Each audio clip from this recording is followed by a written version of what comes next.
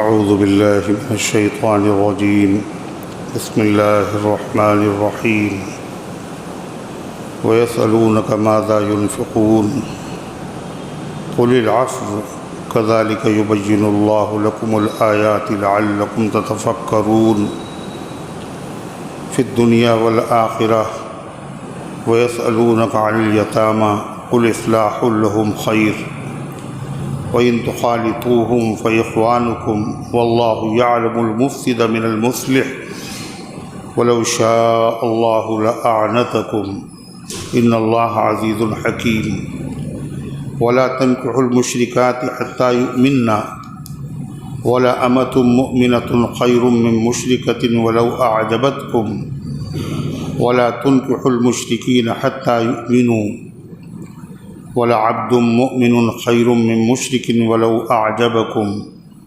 أُولَٰئِكَ يَدْعُونَ إِلَى النَّارِ وَاللَّهُ يَدْعُو إِلَى الْجَنَّةِ وَالْمَغْفِرَةِ بِإِذْنِهِ وَيُبَيِّنُ آيَاتِهِ لِلنَّاسِ لَعَلَّهُمْ يَتَذَكَّرُونَ وَيَسْأَلُونَكَ عَنِ الْمَحِيضِ قُلْ هُوَ أَذًى فَاعْتَزِلُوا النِّسَاءَ فِي الْمَحِيضِ وَلَا تَقْرَبُوهُنَّ حَتَّى يَطْهُرْنَ فَإِذَا تَطَهَّرْنَ فَأْتُوهُنَّ مِنْ حَيْثُ أَمَرَكُمُ اللَّهُ إِنَّ اللَّهَ يُحِبُّ التَّوَّابِينَ وَيُحِبُّ الْمُتَطَهِّرِينَ نِسَاؤُكُمْ حَرْثٌ لَكُمْ فَأْتُوا حَرْثَكُمْ أَنَّىٰ شِئْتُمْ وَقَدِّمُوا لِأَنفُسِكُمْ وَاتَّقُوا اللَّهَ وَاعْلَمُوا أَنَّكُمْ مُلَاقُوهُ وَبَشِّرِ الْمُؤْمِنِينَ وَلَا تَجْعَلُوا اللَّهَ عُرْضَةً لِأَيْمَانِكُمْ أَن تَبَرُّوا وَتَتَّقُوا وَتُصْلِحُوا بَيْنَ النَّاسِ وَاللَّهُ سَمِيعٌ عَلِيمٌ لا يؤاخذكم الله باللغو في أيمانكم ولكن يؤاخذكم بما كسبت قلوبكم والله غفور حليم للذين يؤلون من نسائهم تربص 4 أشهر فإن فاءوا فإن الله غفور رحيم وإن عزموا الطلاق فإن الله سميع عليم والمطلقات يتربصن بأنفسهن 3 قروء ولا يحل لهن أن يكتمن ما خلق الله في أرحامهن إن كن يؤمن بالله واليوم الآخر وبعولتهن أحق بردهن في ذلك إن أرادوا إصلاحا ولهن مثل الذي عليهن بالمعروف وللرجال عليهن درجة والله عزيز حكيم صدق اللہ العظیم۔ محترم حضرات، سامعین کرام، حاضرین مسجد، عزیزوں اور بزرگوں، یہ قرآن مقدس کے دوسرے پارے کی سورہ بقرہ کی پاکیزہ، نورانی، مبارک، باعظمت، مطہر آیتیں ہیں۔ دعا کیجیے رب العزت والجلال ان مقدس آیات کی روشنی میں صحیح اور سچی بات عرض کرنے کی توفیق نصیب فرمائے اور ہم سب کو عمل کرنے کی توفیق عطا فرمائے۔ اس سے پہلے کی آیات میں صحابہ کرام رضوان اللہ تعالی علیہم اجمعین کے ایک سوال کا ذکر تھا اور اس کا جواب اللہ تعالیٰ نے عطا فرمایا۔ وہ سوال یہ تھا کہ اللہ تعالیٰ کے راستے میں جو خرچ کرنے کا حکم ہے تو ہم کیا خرچ کریں اور کہاں خرچ کریں؟ حق تعالیٰ شانہ نے اس کا جواب دیا کہ جو بھی تم اپنی حیثیت کے مطابق خرچ کرو تو اس کا مصرف ماں باپ ہیں، رشتہ دار ہیں، یتامہ ہیں، مساکین ہیں۔ اس آیت کریمہ میں بھی ایک سوال کا ذکر ہے اور وہ بھی اسی سے ملتا جلتا ہے۔ حضرت معاذ بن جبل رضی اللہ عنہ اور حضرت عمرو بن جموح رضی اللہ عنہما، یہ دونوں بزرگ اور اسی طریقے سے بعض دوسرے صحابہ کرام، انہوں نے خدمت نبوی میں یہ عرض کیا ماذا ينفقون کہ اللہ تعالیٰ نے دین کی خاطر، اللہ کی رضا کی خاطر جو خرچ کرنے کا حکم دیا ہے اور اس کے بڑے فضائل قرآن کریم میں بیان فرمائے ہیں کہ جو آدمی خرچ کرے گا اللہ اس کو اس کا بدل عطا فرمائے گا، اور جو خرچ کرے گا گویا کہ اس نے اللہ کو قرضہ دیا ہے، اور اللہ تبارک و تعالیٰ اس کو اس سے زیادہ کئی گنا بڑھا کر عطا فرمائے گا۔ اور حدیث نبوی میں بھی خرچ کرنے کی بڑی فضیلت آئی ہے۔ جو خرچ کرتا ہے اس کو فرشتہ دعا دیتا ہے، جو خرچ نہیں کرتا اس کو فرشتہ بد دعا دیتا ہے۔ دعائیں بھی قبول ہیں، بد دعائیں بھی قبول ہیں۔ تو اے اللہ کے رسول صلی اللہ علیہ وسلم یہ بتائیے، اللہ کے راستے میں ہم کتنا خرچ کریں جس سے اللہ تعالیٰ ہم سے راضی ہو جائے، وہ کتنی مقدار خرچ کریں؟ ظاہر ہے یہ سوال زکوٰۃ کے بارے میں نہیں ہے، اس لیے زکوٰۃ کے بارے میں تو متعین ہے جب تک اتنا پیسہ نہ ہو، نصاب کے برابر مال نہ ہو، زکوٰۃ فرض نہیں ہوتی، اور جب فرض ہو جائے تو اس کی مقدار بھی مقرر ہے کہ 40واں حصہ نکالیے۔ اور زکوٰۃ کہاں خرچ کی جائے اس کے مصارف بھی اللہ تعالیٰ نے قرآن پاک میں خود بیان فرما دیے۔ 8 مصرف اللہ نے بیان کیے۔ زکوٰۃ وہیں دی جا سکتی ہے، اس کے علاوہ کہیں اور نہیں خرچ کی جا سکتی۔ کسی کو اللہ تعالیٰ نے اختیار نہیں دیا کہ زکوٰۃ کا پیسہ جو مانگے اسے دے دو، جہاں چاہے خرچ کر دو۔ انما الصدقات للفقراء والمساکین، قرآن کریم میں 8 مصارف اللہ نے بیان فرمائے۔ تو یہاں جو ذکر ہے صحابہ کا، یقیناً یہ سوال زکوٰۃ کے متعلق نہیں ہے، اس لیے وہ تو صاحب نصاب پر واجب ہے اور 40واں حصہ نکالنا فرض ہے۔ یہ جو سوال ہے یہ نفلی صدقات کے بارے میں ہے کہ نفل صدقات زکوٰۃ کے بعد اللہ کی رضا کے لیے ہم کتنا خرچ کریں۔ تو اللہ تبارک و تعالیٰ کی طرف سے اس کا جواب دیا گیا کہ جو تمہاری ضرورت سے زائد ہو اس کو اللہ کے راستے میں خرچ کیا کرو۔ اللہ تعالیٰ نے فرمایا یسألونک، وہ آپ سے پوچھتے ہیں۔ کیا پوچھتے ہیں؟ ماذا ينفقون، کہ خیرات میں کتنا خرچ کیا کریں۔ قل العفو، آپ فرما دیجئے العفو، جتنا آسان ہو۔ آسان ہونے کا مطلب جو تمہارے خرچ سے، ضروری خرچے سے زیادہ ہو۔ ایسا نہ ہو کہ تم سارا مال خرچ کر دو اور بعد میں خود اپنی ضرورت کے وقت لوگوں کے سامنے ہاتھ پھیلانا پڑے۔ خود تمہارا بھی تمہارے اوپر حق ہے، وَإِنَّ لِنَفْسِكَ عَلَيْكَ حق، تمہاری جان کا تمہارے اوپر حق ہے۔ نہیں کھاؤ گے تو مر جاؤ گے۔ کپڑے ضرورت ہے، کھانا پینا ضرورت ہے، علاج و معالجہ ضرورت ہے، یہ سب تمہاری ضرورتیں ہیں۔ تو جو ضرورت سے فارغ ہو وہ خرچ کرو، وہ خرچ نہ کرو جس کی وجہ سے دنیا کی زندگی میں تم مشقت میں مبتلا ہو جاؤ۔ دوسری چیز صرف یہی نہیں کہ تمہاری اپنی ضرورتیں ہیں، تمہارے اوپر اللہ کے بہت سارے بندوں کے حقوق بھی تو ہیں۔ بہت سارے لوگوں کی کفالت، ان کا خرچہ تمہارے ذمے ہے۔ تم نے اگر سب صدقہ کر دیا تو ظاہر بات ہے ان کی ضرورتیں کہاں سے پوری ہوں گی۔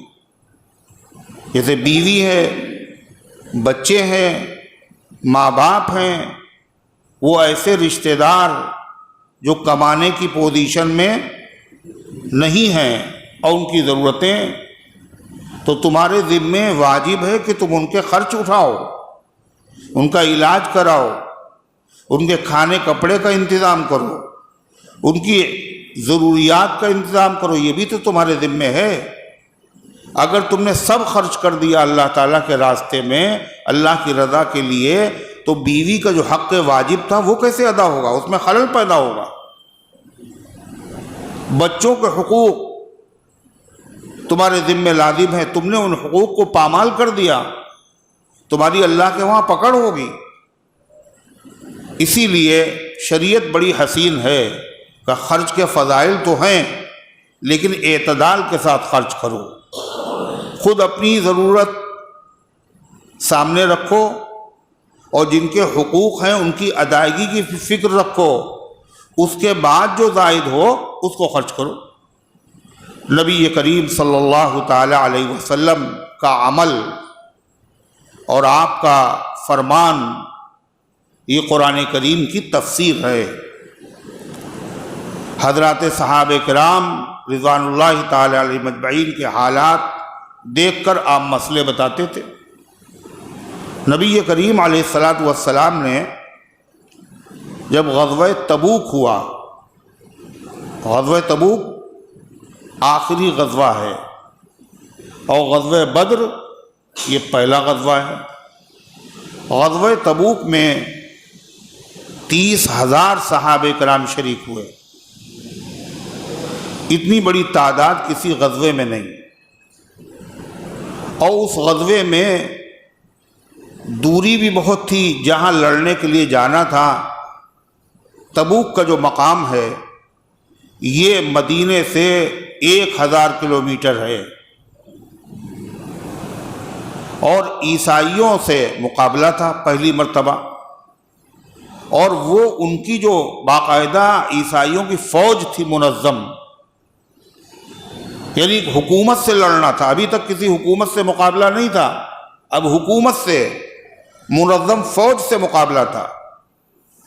ظاہر بات ہے اتنا بڑا لشکر، اتنی لمبی دوری، تو اس کے لیے ضرورت تھی خرچے کی، سواریوں کی ضرورت تھی، کھانے پینے کی خرچ کی ضرورت تھی۔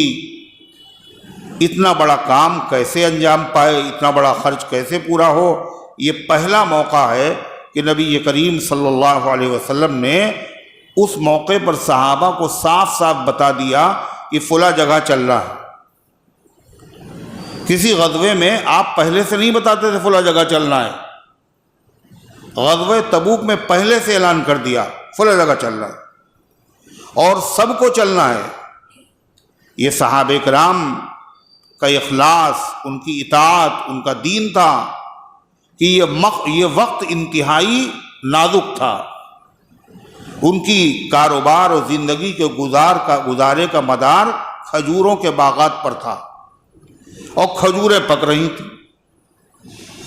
پورے سال کی آمدنی، پورے سال کا خرچ اسی سے متعلق، کھجوریں پک رہی ہیں، اور گھر پہ خرچ ختم ہو چکا ہے۔ اب جب نئی کھجوریں آئیں گی، بکیں گی، تو پورے سال کا خرچہ نکلے گا۔ ایسا وقت ہے، سخت گرمی، دور دراز کا سفر، سب کو چلنا ہے۔ مگر صحابہ نے یہ نہیں سوچا میرے باغ کا کیا ہوگا، پورے سال کی آمدنی ہے، اس کا کیا ہوگا؟ سب نکل کھڑے ہوئے۔ تو نبی کریم صلی اللہ علیہ وسلم نے اس لشکر کے نظم و انتظام کے لیے، خرچ کے لیے، سواریوں کے لیے باقاعدہ اعلان کیا۔ اور کیا اعلان کیا؟ من جہز جیش العسرہ فلہ الجنہ۔ عسرت کہتے تنگی کو، اس کا جیش کہتے ہیں لشکر کو۔ جیش عسرت کا مطلب تنگی کا لشکر، یعنی ایسا لشکر جو تنگ دستی کے زمانے میں تیار ہوا ہے۔ ایسے وقت میں اس لشکر کا انتظام کون کرے گا؟ جو اس لشکر کا انتظام کر دے تو اس کے لیے جنت ہے۔ اللہ کے نبی اعلان کر رہے جنت خریدو۔ کیسے خریدی جائے گی؟ یہ کچھ پاس ہوگا جبھی تو خریدو گے، کچھ پاس ہوگا جبھی تو خریدو گے جنت۔ معلوم یہ ہوا جنت خریدنے کے لیے بھی دولت کی ضرورت ہے، تو اس لیے آپ نے اعلان فرمایا من جہز جیش العسرہ فلہ الجنہ۔ اب یہ اعلان سننے کے بعد صحابہ کرام رضوان اللہ تعالی علیہم اجمعین سب کے سب اٹھ کھڑے ہوئے۔ حضور نے اعلان کیا ہے جنت بک رہی ہے، جنت کو خریدنا ہے۔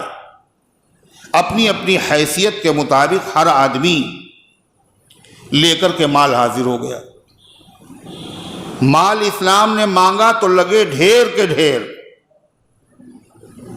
کوئی ان میں سے پیچھے نہیں رہا، حتیٰ کہ وہ صحابہ جن کے گھر پہ کھانے کو تھا مگر کچھ دینے کے لیے، جنت خریدنے کے لیے پیسے نہیں تھے، انہوں نے کہا یہ موقع ہاتھ سے چلا جائے گا، کتنا قیمتی موقع ہے، جنت ہمیں لینا ہے، لہذا وہ کیا کریں، پاس ہے بھی نہیں۔ جذبہ یہ ہے، چنانچہ وہ بازار گئے، باغات میں گئے، مزدوری کی، اور مزدوری کرنے کے بعد جو بھی ملا نبی کریم علیہ السلام کی خدمت میں لا کے پیش کر دیا۔ حضور ہم جنت چاہتے ہیں لشکر کے انتظام کے لیے، یہی ہم سے ہو سکا، قبول فرما لیجئے۔ آپ نے قبول کر لیا۔ بڑے بڑے صحابہ، یہی وہ موقع ہے کہ حضرت فاروق اعظم عمر بن خطاب رضی اللہ تعالیٰ عنہ نے جب یہ اعلان سنا تو کہنے آج تو جنت ہم خریدیں گے، اور اتنا ہم دیں گے آج اللہ کے راستے میں، اللہ کی مہربانی سے، کہ ابو بکر صدیق سے ہم آگے نکل جائیں گے۔ اس لیے کہ ابو بکر صدیق کے پاس خرچ کرنے کے لیے سب تو خرچ کر چکے، جو کچھ تھا سب خرچ۔ 40,000 دینار تھے صدیق اکبر کے پاس تجارت کے سامان کے علاوہ، اور سب کا سب لوٹا دیا اسلام کی خاطر، مسلمانوں کی خاطر، اللہ کی رضا کے لیے۔ غلاموں کو آزاد کیا خرید کر کے، جن کو اسلام کی وجہ سے ستایا جا رہا تھا، اور ایسا ویسا نہیں، منہ مانگی قیمت دی ہے صدیق اکبر نے۔ کس کی خریداری میں؟ حضرت بلال کی خریداری میں۔ بلال حبش کے تھے، اور حبش کے لوگ کیسے ہوتے ہیں؟ گورے چٹے، حبش کے تھے۔ اور وہ جب ستائے جا رہے تو صدیق اکبر نے اس کے مالک سے کہا بھائی کیوں ستا رہے ہو؟ کہنے دادا ہمدردی خرید لو۔ کہنے بولو کیا لوگے؟ وہ سمجھ نہیں رہا تھا اس کو بھی کوئی خریدے گا۔ صدیق اکبر نے کہا کیا لوگے؟ تو اس نے بڑھ چڑھ کر کے قیمت بتائی۔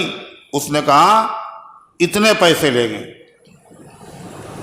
کہا منظور ہے؟ کہنے جی نہیں، آپ کا جو غلام ہے رومی، اور روم کے لوگ بڑے خوبصورت ہوتے ہیں، جو رومی غلام ہے وہ بھی چاہیے اور اتنا پیسہ چاہیے۔ اور وہ جو رومی غلام تھا صدیق اکبر کا، وہ تجارت کیا کرتا تھا اور اس کے ذریعے سے آمدنی چل رہی تھی، اور بڑا ذہین، بڑا تیز ترار، اپنے فن کا ماہر، نہایت طاقتور، ساری خوبیاں اس میں تھیں۔ تو اس نے کہا یہ شرط لگائیں گے تو ابو بکر جو ہے پیچھے ہٹ جائیں گے۔ کہا غلام بھی چاہیے؟ تو انہوں نے کہا منظور۔ تو اس کو حیرت ہوئی کہ ابو بکر جیسا پرانا قدیم تاجر، اتنا ذہین آدمی، اس نے اس غلام میں کیا دیکھا ہے کہ منہ مانگی قیمت دے رہا ہے؟ اور میں نے کہا غلام دے دو، تو غلام بھی دینے کے لیے تیار۔ صدیق اکبر نے خرید لیا، مگر اس کو کیا پتا تھا، وہ کیا جانے بلال کیا ہے؟ وہ تو خالی ظاہری نظر سے دیکھ رہا تھا، اس کو نہیں معلوم یہ وہ شخص ہے کہ نبی کریم علیہ السلام دیکھ رہے ہیں کہ جنت میں میرے آگے آگے کوئی چل رہا ہے، کسی کے قدموں کے چلنے کی آوازیں آ رہی ہیں، اور یہ آواز، چلنے کا انداز اور آہٹ بلال کی ہے۔ صدیق اکبر دنیا کے ذہین ترین انسان، انبیاء کے بعد 3 آدمی سب سے ذہین ہوئے ہیں، ان میں سے ایک حضرت صدیق اکبر ہیں، اور ایک یوسف علیہ السلام کو خریدنے والا عزیز مصر ہے، اور تیسرے شعیب علیہ السلام کی وہ لڑکی ہے جس نے کہا تھا اپنے باپ سے موسیٰ علیہ السلام کو مزدوری پہ رکھ لیجئے، فَإِنَّ خَيْرَ مَنِ اسْتَأْجَرْتَ الْقَوِيُّ الْأَمِينُ، مزدور اور ملازم وہی اچھا ہوتا ہے جس میں 2 باتیں پائی جائیں۔ کیا بات اس نے کہی؟ دنیا بدلتی رہے گی، ترقی کرتی رہے گی، مگر جو 2 باتیں اس نے کہی ہیں وہ ہر زمانے میں ضروری رہیں گی۔ ایک تو جس کو ملازم رکھا جائے اس کے اندر اس کام کے کرنے کی صلاحیت ہونا چاہیے، قوی، طاقت رکھتا ہو، صلاحیت رکھتا ہو، جس کام کے لیے آپ رکھ رہے ہیں اس کا سلیقہ ہو، اس میں ماہر ہو، اور دوسری چیز وہ امانت دار ہو، دیانت دار ہو، ایماندار ہو۔ اگر یہ 2 چیزیں ہیں کسی فرم کے ملازمین میں، اس کے مالک کی بڑی خوش قسمتی ہے۔ ہر چیز میں یہی 2 چیزیں ہیں، تو اس نے موسیٰ علیہ السلام کو دیکھ کر کے کہا ان میں دونوں چیزیں ہیں، ان میں دونوں چیزیں ہیں۔ چنانچہ موسیٰ علیہ السلام کو انہوں نے رکھ لیا۔ حضرت فاروق اعظم عمر بن خطاب رضی اللہ عنہ اپنی خلافت کے زمانے میں بھری دوپہر میں چلچلاتی دھوپ میں، عرب کی گرمی اور دھوپ، اس میں سر کے اوپر ایک رومال ڈالے ہوئے اور دوپہر میں چلے جا رہے ہیں۔ حضرت عثمان غنی رضی اللہ عنہ نے اپنے گھر کے کھڑکی سے دیکھا دور سے کوئی آدمی چلا رہا ہے۔ قریب جب آئے تو دیکھا، پوچھا امیر المومنین کہاں جا رہے ہیں؟ کہا صدقے کا ایک اونٹ بھاگ گیا ہے، اس کو پکڑنے جا رہا ہوں۔ ارے یہ کام آپ نے کیا؟ یہ تو کوئی دوسرا کر سکتا تھا، قیامت کے دن سوال کا جواب کون دے گا؟ آگے بڑھے، حضرت علی کو بلایا حضرت عمر نے، اور بلانے کے بعد جو اونٹ آئے تھے ان اونٹوں کی عمر اور ان اونٹوں کی کیفیت، کیسے ہیں، کتنی عمر کے ہیں، یہ سب لکھوا رہے تھے حضرت عمر۔ حضرت علی سے کہہ رہے لکھو، اور حضرت عمر بول رہے تھے۔ حضرت عثمان غنی نے دیکھا تو دیکھنے کے بعد کہا حضرت علی سے، ھذا قوی الامین،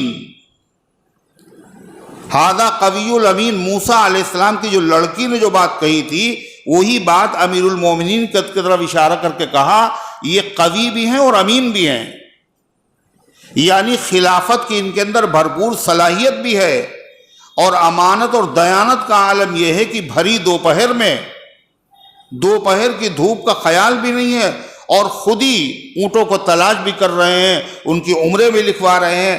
تو غرضے کی ایک خاتون وہ تھی، اور دوسرے عزیز مصر جس نے یوسف علیہ السلام کو خریدا اور اپنی بیوی سے کہا اکرمی مثواہ، عام غلاموں کی طرح نہ سمجھنا، بہت قاعدے سے رکھنا، عسیٰ ان ینفعنا او نتخذہ ولدا، ہو سکتا ہے اللہ اسے ہمیں بہت فائدہ دے، اور یہ ہماری کوئی اولاد نہیں، ہم اس کو اپنا بیٹا بنا لیں گے۔ ایک نظر میں پہچان گیا وہ۔ اور تیسرے حضرت صدیق اکبر ہیں، وہ امیہ کیا سمجھتا، صدیق اکبر نے سمجھا بدر اچھا ہے فلک پر نہ ہلال اچھا ہے، اور چشم بینا ہو تو دونوں سے بلال اچھا ہے۔ کیا سودا خریدا، حضرت بلال کو خریدا۔ حضرت عمر سے پوچھئے، حضرت عمر رضی اللہ عنہ فرماتے ہیں ابو بکر سیدنا، ابو بکر ہمارے سردار ہیں، وَآتَقَ سیدنا، اور ہمارے سردار کو انہوں نے خرید کے آزاد کیا ہے۔ یہ حبشی ہے، غلام ہے، اور فاروق اعظم قریشی ہیں، نبی کریم علیہ السلام کی 8ویں پشت میں سلسلہ نسب مل جاتا ہے، اور بلال کو اپنا سردار بتا رہے ہیں، کیوں وہ جانتے تھے بلال کیا چیز ہیں۔ اللہ کے رسول صلی اللہ علیہ وسلم نے فتح مکہ کے موقع پر 10,000 صحابہ میں سے حضرت بلال کا انتخاب کیا اور فرمایا کہ بلال خانہ کعبہ کی چھت پہ چڑھ جاؤ تم، اور چڑھ کر کے اذان کہو۔ آپ کسی سے بھی اذان کہلوا سکتے تھے۔ بتایا دنیا کو بلال ہے کیا چیز، تو غرضے کی حضرت صدیق اکبر رضی اللہ تعالیٰ عنہ نے کیا کیا، تو اس موقع پر نبی کریم صلی اللہ علیہ وسلم نے اعلان کیا من جہز جیش العسرہ فلہ الجنہ، ہر آدمی اپنی حیثیت کے اعتبار سے لے کے آیا۔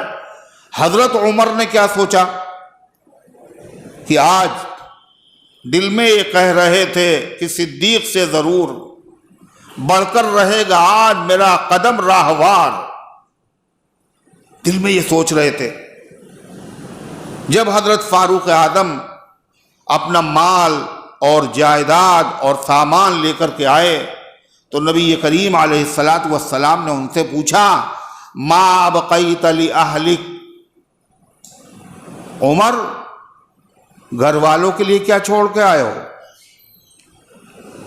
بیوی ہے تمہاری، بچے ہیں تمہارے، اعزاء اقربا ہیں، ان کے خرچے کی ذمہ داری بھی تمہارے اوپر ہے، ایسا تو نہیں جوش میں سارا لے کر کے آئے ہو۔ اللہ کے نبی بتا رہے ہیں اللہ کے راستے میں صدقہ کرنے کے لیے یہ دیکھنے کی ضرورت ہے کہ ہم مشقت میں تو نہیں مبتلا ہو جائیں گے، اور یہ بھی دیکھنے کی ضرورت ہے جن کے حقوق ہم سے وابستہ ہیں ان کے حقوق میں کوئی خلل تو نہیں پیدا ہوگا۔ اسی لیے آپ نے فوراً سوال کیا ما بقیت لأہلک، گھر والوں کے لیے کیا تم نے چھوڑا ہے؟ اللہ کے نبی دین سکھا رہے ہیں، اللہ کے نبی اللہ کے راستے میں دینا سکھا رہے ہیں۔ جو نبی نے کیا وہ دین ہے، جو نبی نے سمجھایا وہ دین ہے، جو اس سے زیادہ سمجھے وہ آدمی کیا ہے، اس کو تقوی کا حیضہ ہے، وہ نبی کریم صلی اللہ علیہ وسلم سے آگے بڑھنا چاہتا ہے، اور نبی سے جو آگے بڑھے گا اس کا کیا حشر ہوگا۔ یا ایھا الذین آمنوا لا تقدموا بین یدی اللہ ورسولہ، اے ایمان والو نبی اللہ اس کے رسول سے آگے مت بڑھو۔ ام المومنین حضرت عائشہ صدیقۃ الکبریٰ سلام اللہ علیہا فرماتی ہیں کہ نبی کریم صلی اللہ علیہ وسلم نے ایک عمل میں رخصت کو اختیار کیا، نرمی کو اختیار کیا۔ مطلب دو آپشن ہیں، ان میں سے ایک آسان ہے اور ایک تھوڑا مشکل ہے، تو آپ نے کون سا اختیار کیا؟ جو نرم تھا، آسان تھا۔ جیسے وضو کر کے نماز پڑھنا، بیمار ہیں، پانی نقصان دہ ہے، اور ایک ہے تیمم کر کے نماز پڑھ لینا۔ چھوٹ ہے کہ تیمم کر کے نماز پڑھ لو، لیکن وضو کر کے اگر تم نماز پڑھو یہ اس سے اعلیٰ ہے۔ تو تیمم کر کے نماز پڑھنا رخصت ہے، آسان ہے، وضو کر کے نماز پڑھنا اس سے اعلیٰ ہے۔ نبی کریم علیہ السلام نے کاہے پہ عمل کیا؟ رخصت پر عمل کیا۔ آپ نے تیمم کر کے نماز پڑھ لی، وضو نہیں کیا آپ نے، رخصت پر آپ نے عمل کیا۔ تو کچھ لوگوں نے اس کے خلاف عمل کیا جب وہ بیمار ہوئے۔ ایک میں نے مثال بیان کی، ورنہ نہ معلوم کتنی ایسی چیزیں ہیں جن میں شریعت میں رخصت کچھ اور ہے اور اس سے اعلیٰ مقام اور ہے۔ بھئی کر لو تو بہت اچھا، مگر اجازت اس کی بھی ہے۔ تو کچھ لوگوں کو پتہ چلا، انہوں نے کہا ہمارا دل تو نہیں بھرتا کہ ہم بغیر وضو کے نماز پڑھ لیں، یہ زیادہ اعلیٰ کام ہے۔ یعنی کھڑے ہو کے آدمی کو اندیشہ ہے کہ ہم گر جائیں گے نماز میں، تو کھڑے ہو کے پڑھنا جائز ہے، لیکن بیٹھ کے پڑھنا کیا ہے؟ یہ رخصت ہے، یہ رخصت ہے۔ ہم زیادہ طاقتور ہیں، کیوں ہم بیٹھ کے پڑھیں؟ ہم تو کھڑے ہو کے پڑھیں گے چاہے گر جائیں۔ تو کچھ لوگوں نے نبی کریم علیہ الصلاۃ والسلام نے رخصت والے آسان چیز کو اختیار کیا، کچھ لوگوں نے اس سے پرہیز کیا، اس پر عمل نہیں کیا۔ تو جب عمل نہیں کیا تو نبی کریم علیہ السلام کو اطلاع ملی اس کی، آپ غضبناک ہو گئے، غصہ ہو گئے آپ، اور آپ نے خطبہ دیا اور آپ نے فرمایا کچھ لوگوں کو کیا ہو گیا، وہ ان کو میرا طریقہ پسند نہیں، ان کو میرا طریقہ پسند نہیں، حالانکہ میں سب سے زیادہ اللہ سے ڈرنے والا ہوں اور سب سے زیادہ اللہ کی خشیت میرے دل میں ہے، وہ مجھ سے زیادہ آگے بڑھنا چاہتے ہیں۔ یہ مطلب ہے نبی کریم علیہ السلام۔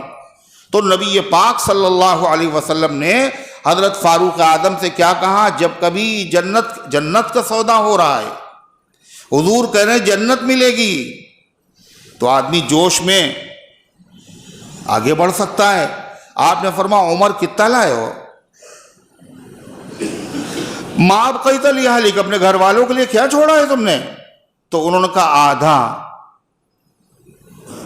حضور پاک صلی اللہ علیہ وسلم خاموش ہو گئے کہ عمر نے صحیح کیا، دنیا کا بھی خیال کیا اور دین کا بھی خیال کیا، دنیا کا بھی خیال کیا، آخرت کا بھی خیال کیا، جنت بھی خرید رہے ہیں اور بیوی بچوں کے حقوق بھی ادا کر رہے ہیں۔ پھر حضرت صدیق اکبر آ گئے۔ کون آ گیا؟ کون آ گیا؟ اتنے میں وہ رفیق نبوت بھی آ گیا جس سے بنا عشق و محبت ہے استوار، حضرت صدیق اکبر آ گئے۔ آپ نے پوچھا گھر میں کیا چھوڑا ہے تم نے؟ تو کیا کہنے لگے؟ اللہ اس کے رسول کا نام چھوڑا ہے بس۔ اسی کو علامہ اقبال نے کہا پروانے کو چراغ ہے بلبل کو پھول بس، صدیق کے لیے ہے خدا کا رسول بس۔ تو عمر تو آدھا خرچ کر رہے ہیں اور صدیق اکبر پورا لے آئے، مگر اللہ کے نبی نے ان کو منع نہیں کیا، ان کو نہیں منع کیا بھئی آدھا لاتے، یہ تم سب کیوں لے آئے؟ اس لیے کہ صدیق اکبر کا ایمان اور ہے اور باقی امت کا ایمان اور ہے۔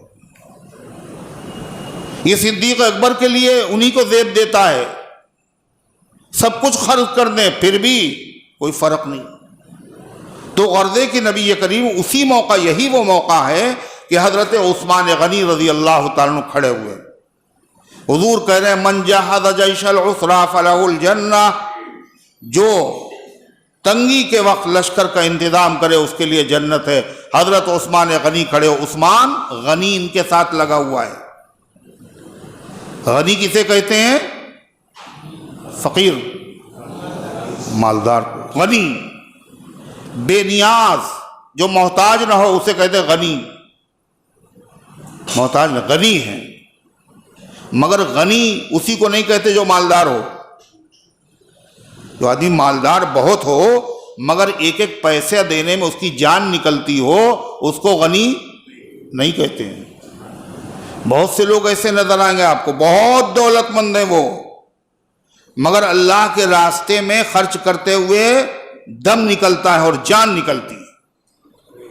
اللہ کے نبی صلی اللہ علیہ وسلم فرمایا فَإِنَّ الْغِنَى غِنَى النَّفْسِ، مالداری کا تعلق مال سے نہیں ہے بلکہ دل سے ہے، دل۔ عثمان غنی کے پاس دنیا کی بھی دولت تھی اور وہ دل کے بہت غنی تھے، واقعی وہ غنی تھے۔ حضرت عثمان نے کیا کہا؟ اے اللہ کے رسول،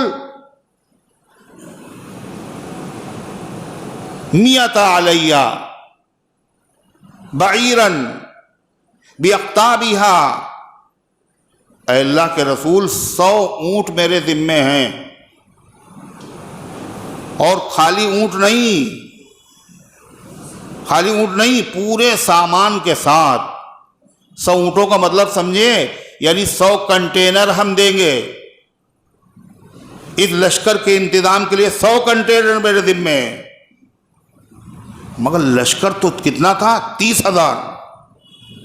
آپ نے پھر اعلان کیا من جہز جیش العسرا فلہ الجنہ، جو لشکر کا انتظام کرے اس کے لیے جنت ہے۔ ایک بار جنت خرید لی، دوبارہ پھر حضور نے اعلان کیا۔ حضرت عثمان پھر کھڑے ہوئے اور کہنے میاتا بعیرن، حضور 200 اونٹ میں دوں گا، میں سازو سامان، 100 کنٹینر پہلے اور اب 200 کنٹینر۔ اس کے بعد نبی پاک صلی اللہ علیہ وسلم نے پھر اعلان کیا، 2 مرتبہ جنت خرید چکے ہیں، تیسری مرتبہ من جہز جیش العسرا فلہ الجنہ، پھر کھڑے ہوئے۔ کتنے؟ 300 بعیر، 300 اونٹ میں سادو سامان کے میں دوں گا. کتنے ہو گئے؟ 600 کنٹینر، یعنی لشکر کا تہائی حصہ، آدھا حصہ حضرت عثمان پورا کر رہے ہیں. 3 مرتبہ جنت خرید چکے حضرت عثمان. حضور نے پھر اعلان کیا ابھی ضرورت ہے. تو حضرت عثمان اپنے گھر گئے اور گھر سے 1000 دینار اشرفیاں لے کے آئے اپنے دامن میں، اور نبی کریم علیہ السلام کے مبارک دامن میں وہ انڈیل دی. حضور کا دامن پھیلا ہوا ہے، کس کے سامنے؟ عثمان کے سامنے. عثمان وہ انڈیل رہے. اللہ کے رسول صلی اللہ علیہ وسلم کی مسرت اور خوشی دیکھنے والی تھی. کیوں؟ حضرت عثمان ہیں کون؟ حضور پاک صلی اللہ علیہ وسلم کے دوہرے داماد ہیں. صرف دوہرے داماد ہی نہیں ہیں، حضرت عثمان غنی کا رشتہ نبی کریم علیہ السلام سے ددیال کے اعتبار سے اور ننیحال کے اعتبار سے بہت قریب ہے. 5ویں پشت میں نبی کریم علیہ السلام سے حضرت عثمان غنی کا سلسلہ نسب مل جاتا ہے. 5ویں پشت میں عبد مناف ایک بزرگ ہیں حضور کے شجرے میں، ان کے 2 بیٹے تھے، ایک ہاشم اور ایک عبد شمس. ہاشم کی اولاد میں نبی کریم صلی اللہ علیہ وسلم ہے اور عبد شمس کی اولاد میں حضرت عثمان غنی. ننیحال کے اعتبار سے بڑا قریبی رشتہ ہے. حضرت عثمان غنی رضی اللہ عنہ کی والدہ ہیں حضرت عروہ، اور عروہ کی والدہ یعنی عثمان غنی کی نانی، ان کا نام ہے ام حکیم البیضہ. ام حکیم البیضہ یہ سگی پھوپھی ہیں جناب محمد الرسول اللہ صلی اللہ علیہ وسلم.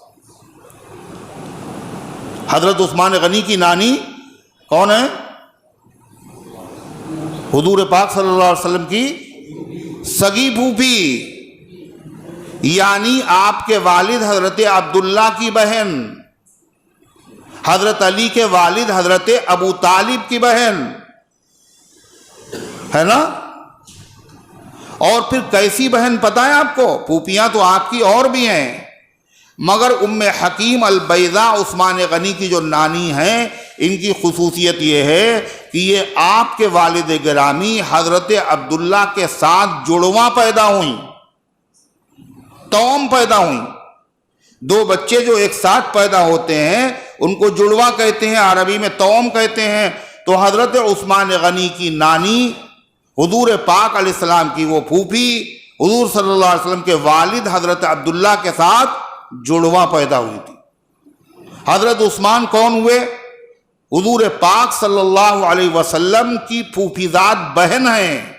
جب وہ پھوپھی ہیں، ان کی بیٹی حضرت عثمان غنی کی ماں ہیں، تو وہ کون ہوئی؟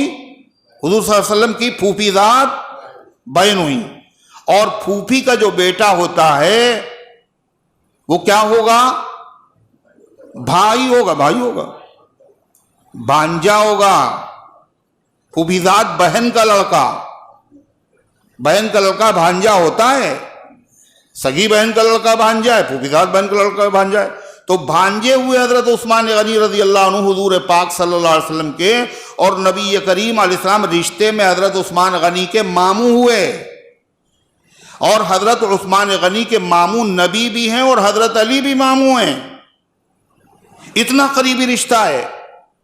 اس کے بعد پھر دوہرے داماد ہے، اور زیادہ قریبی رشتہ. اور یہ رشتہ تو ایسا ہے دوہرے داماد ہونے والا، حضرت علی فرماتے ہیں کہ اولاد آدم میں 1,24,000 پیغمبر آئے، 1,24,000 پیغمبروں کی 1,24,000 امتیں ہیں. کسی امت میں کوئی آدمی ایسا نہیں گزرا کہ کسی نبی نے اس سے 2 بیٹیوں کا رشتہ کیا ہو سوائے حضرت عثمان کے. یہ ایسی ان کی خصوصیت ہے، اس میں کوئی ان کا شریک و سہیم نہیں. حضرت عثمان غنی رضی اللہ تعالیٰ 4 مرتبہ جنت خرید چکے ہیں. لے کے آئے وہ اشرفیاں، اور جو آپ کے دامن میں ڈالی تو حضور کا چہرہ خوشی سے چمکنے لگا. صحابہ بتاتے ہیں غصے میں بھی حضور کا چہرہ ہم نے دیکھا ہے اور خوشی میں بھی دیکھا ہے. اور غصے میں حضور کا چہرہ کیسا ہوتا تھا؟ فوٹو کھینچا صحابہ نے, کتنا اچھا کیمرہ تھا ان کے پاس. اور خوشی میں کیسا ہوتا ہے یہ بھی بتا دیا. ہم لوگ کہاں تھے وہاں. خوشی میں ایسا کانہو مذہبا, ایسا لگتا ہے جیسے کہ سونے کا ٹکڑا ہے. اور غصے میں کان الرمان فقی علی وجنتی, ایسا لگتا تھا جیسے سرخ رنگ کے انار کے دانے آپ کے گورے گورے رخسار کے اوپر نچوڑ دیے گئے. چہرہ حضور کا چمکنے لگا اور آپ نے وہ اٹھائیں اشرفیاں اور اچھالنا شروع کی ایسے ایسے. اور کیا کہہ رہے ہیں؟ ما ضر لعثمان ما عمل بعد هذا اليوم, ما ضر لعثمان ما عمل بعد هذا اليوم. آج کے بعد عثمان کچھ بھی کریں اللہ کے وہاں ان کی پکڑ نہیں ہوگی, اللہ نے معاف کر دیا. یہ کلمہ صرف اور صرف تمام صحابہ کرام میں سے جس کے حق میں نبی کریم علیہ السلام نے فرمایا وہ حضرت عثمان غنی ہے. اللہ اکبر. تو عرض کرنے کا منشا کیا ہے؟ اللہ کہہ رہا ہے صحابہ پوچھ رہے ہیں. وہ خالی پوچھتے نہیں تھے, ہم لوگ تو خالی پوچھتے ہیں. کہنے الیکشن ہو گیا, اب کچھ لوگ آئے پوچھنے کے لیے, کہنے لگے ہم لوگوں نے ووٹ جو ہے وہ بی جے پی کو دیا ہے, بتائیے جائز ہے یا ناجائز ہے؟ مطلب کب پوچھنے آئے؟ دینے کے بعد. اب ضرورت کیا تھی؟ ایک صاحب پوچھنے آئے حضرت عبداللہ ابن عمر رضی اللہ عنہ کے پاس, کہنے یہ بتائیے کہ اگر احرام پر مچھر کا خون لگ جائے تو کیا حکم ہے؟ کائے کا خون؟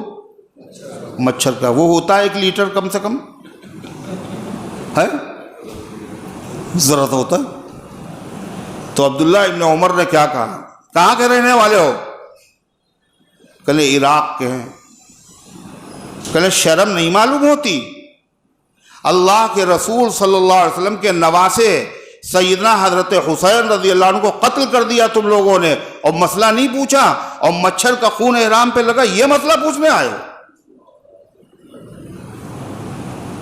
وہ سمجھ گئے یہ کون لوگ ہیں. خالی پوچھنا ہے, عمل نہیں کرنا ہے. گفتار کے غازی نہیں, صحابہ کردار کے غازی تھے. وہ اگر پوچھنے آتے تھے تو اس پر عمل کرتے تھے. کیا کہا؟ اللہ کے راستے میں کتنا خرچ کریں. اللہ تعالیٰ نے کیا فرمایا؟ قل العفو, کہہ دو جو تمہاری ضروری خرچے سے زیادہ ہو وہ خرچ کر دو. ضروری خرچے سے زیادہ کا مطلب یعنی خود مشقت میں مبتلا نہ ہو جاؤ. علاج کے پیسے نہیں, فاقے گھر میں ہو رہے ہیں, کمزور ہو گئے, کیوں؟ جنت خریدی اللہ کے راستے, مسجد میں سب دے دیا ہے. یہ اللہ کو پسند نہیں ہے. بیوی بچے کا اللہ کے راستے میں ہم ہیں, اور اللہ ہمارے بیوی بچوں کا محافظ ہے. بھوکو تھوڑی نہ مر جائیں گے, بھوکو تھوڑی نہ مر جائیں گے. ہم اللہ کے کام سے نکلے ہوئے ہیں, اللہ ہمارے گھر والوں کی ضرورتیں پوری کرے گا. آپ بتائیے, آپ کا ایمان صحابہ سے زیادہ ہے؟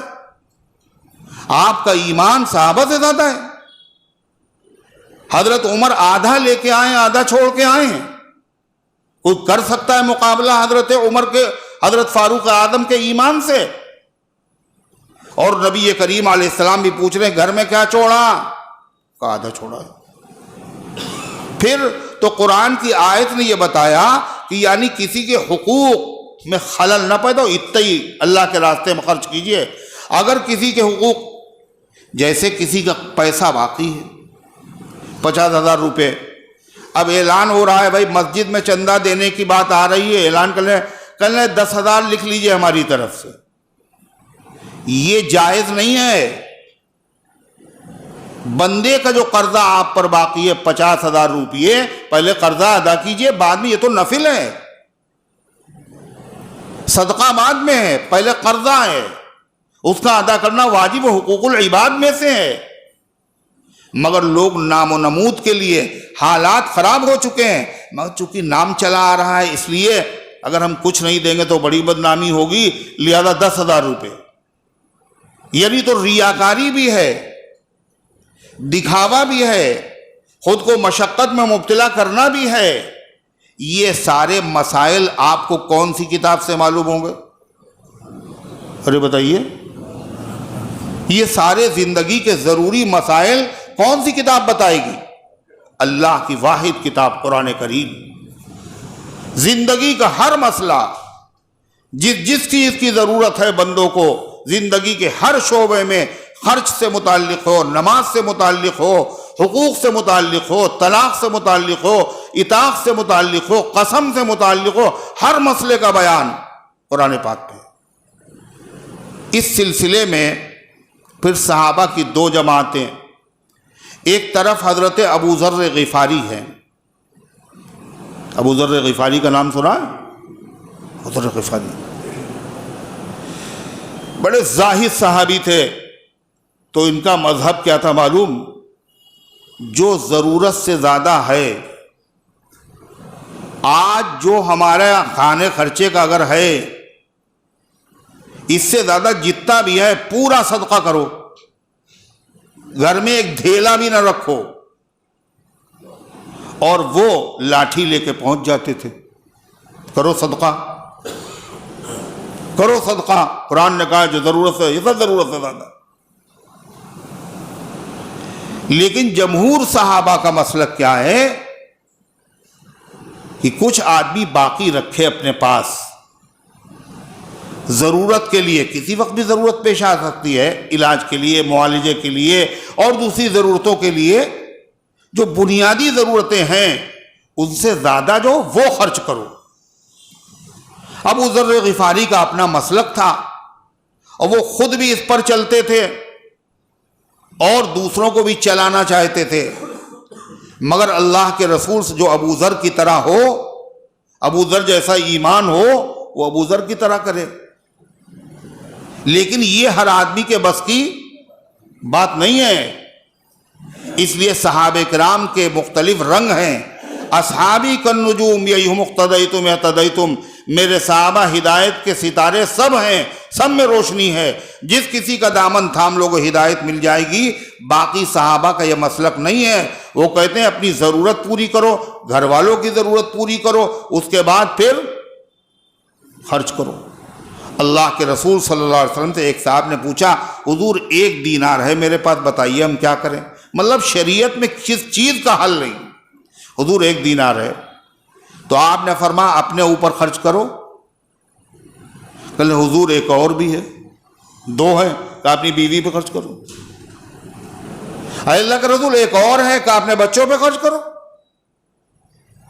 اے اللہ کے رسول ایک اور بھی ہے، کہ جہاں مناسب سمجھو وہاں آپ خرچ کرو۔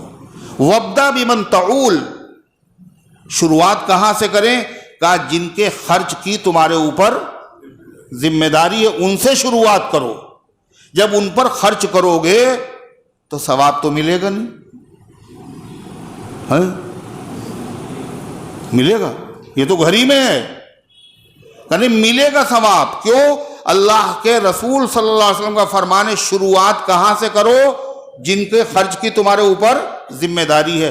بچوں کے کپڑے بنا رہے ہیں، بیوی کے کپڑے بنا رہے ہیں، کھانے پینے کا انتظام کر رہے ہیں، ماں باپ کی خدمت کر رہے ہیں، فرمائے زکوٰۃ نہیں ہے، یہ نفلی صدقہ ہے، تم کرو گے، اللہ کا یہ حکم ہے، نبی کا حکم ہے، ماں باپ کا، بیوی بچوں کا حق بھی ادا ہوگا، اور تمہیں نفلی صدقہ کرنے کا پتہ یہ چلا کہ بیوی تو فاقے سے ہے، مگر صاحب دوسرے کی مدد کرنے جا رہے ہیں،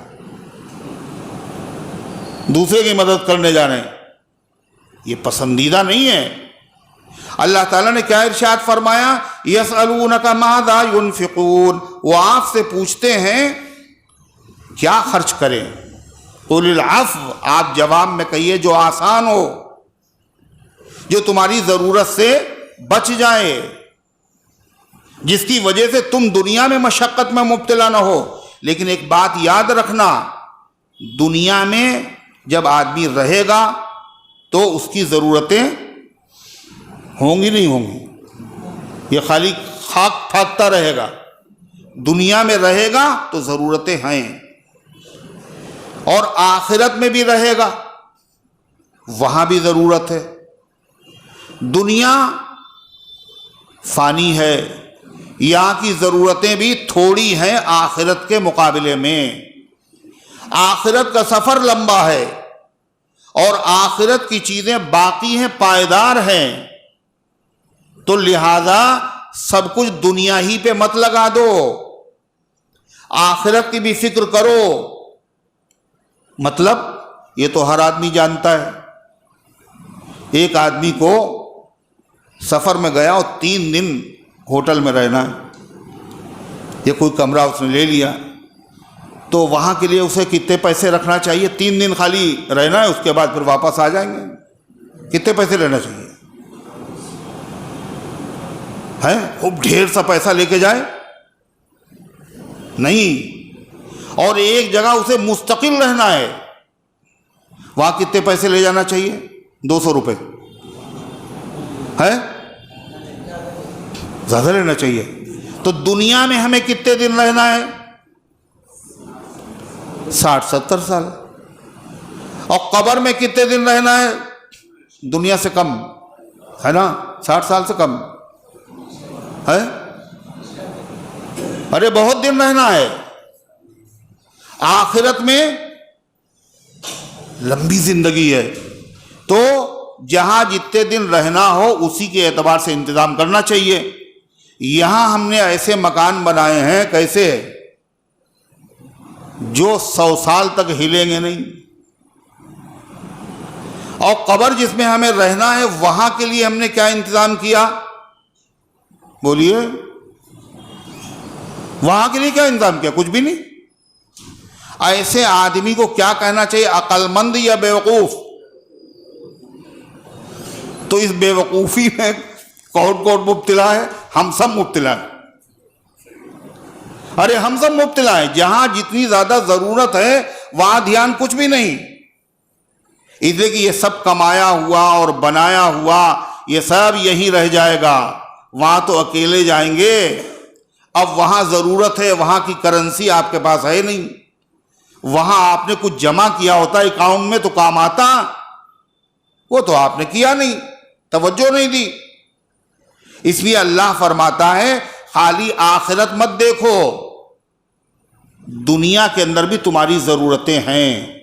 دنیا کی ضرورتوں کو دیکھو اور آخرت کی ضرورت کو بھی دیکھو. جہاں کی جتنی زیادہ ضرورت ہے اتنا ہی وہاں کا کیا کرو، انتظام کرو. سنیے اللہ کیا کہتا ہے. اللہ تعالیٰ نے فرمایا کذالک یبین اللہ لکم الآیات، اسی طریقے سے اللہ تمہارے سامنے اپنے حکم بیان کرتا ہے. کیسے؟ کھول کھول کے، تفصیل سے، ڈیٹیل سے، کہ دنیا بھی آخرت بھی. اللہ تعالیٰ فرماتا ہے لعلکم تتفکرون فی الدنیا والآخرہ، تاکہ تم سوچ لو دنیا کے بارے میں بھی اور آخرت کے بارے میں. کہاں کتنے دن رہنا ہے، کہاں زیادہ ضرورت ہے، وہاں کے لیے ویسے ہی انتظام کرو. جہاں تھوڑے دن رہنا وہاں تھوڑے دن. یہاں تو لوگ مکان نہیں بناتے اور زندگی گزر جاتی. یہاں تو لوگ فٹ پاتھ کے اوپر سو کے گزار دیتے ہیں، مگر آخرت اور قبر ایسے نہیں چلے گی. اس لیے وہاں کے لیے زیادہ تیاری کی ضرورت ہے. اللہ تبارک و تعالی ہم سب کو آخرت کی فکر نصیب فرمائے، اور اللہ تعالیٰ اس کے لیے ہمیں تیاری کی توفیق عطا فرمائے. اندھیرا بہت ہے قبر میں، نہیں ہے؟ اجالے کا انتظام کچھ ہوگا؟ کیا انتظام کچھ؟ ارے انتظام کرنا چاہیے، نہیں کہنا چاہیے. تھوڑی دیر لائٹ چلی گئی تو گھبرا گئے، پریشان ہو گئے، پسینہ پسینہ ہو گئے. قبر میں اے سی لگا ہوا ہے، ٹیوب لائٹ وغیرہ ہے. سوچیے آپ، ہر طرف سے بند، کتنی گرم. جب ایمان والے کو قبر میں لٹایا جاتا ہے تو اس کے بعد فرشتے آتے، اور ان فرشتوں کا نام کیا ہے؟ کیا ہے بھائی؟ بول ہی نہیں رہے. جو سوال کرنے آتے قبر میں ان کا نام کیا ہے؟ منکر نکیر. منکر کے معنی اجنبی، نکیر معنی اجنبی، بالکل انجان.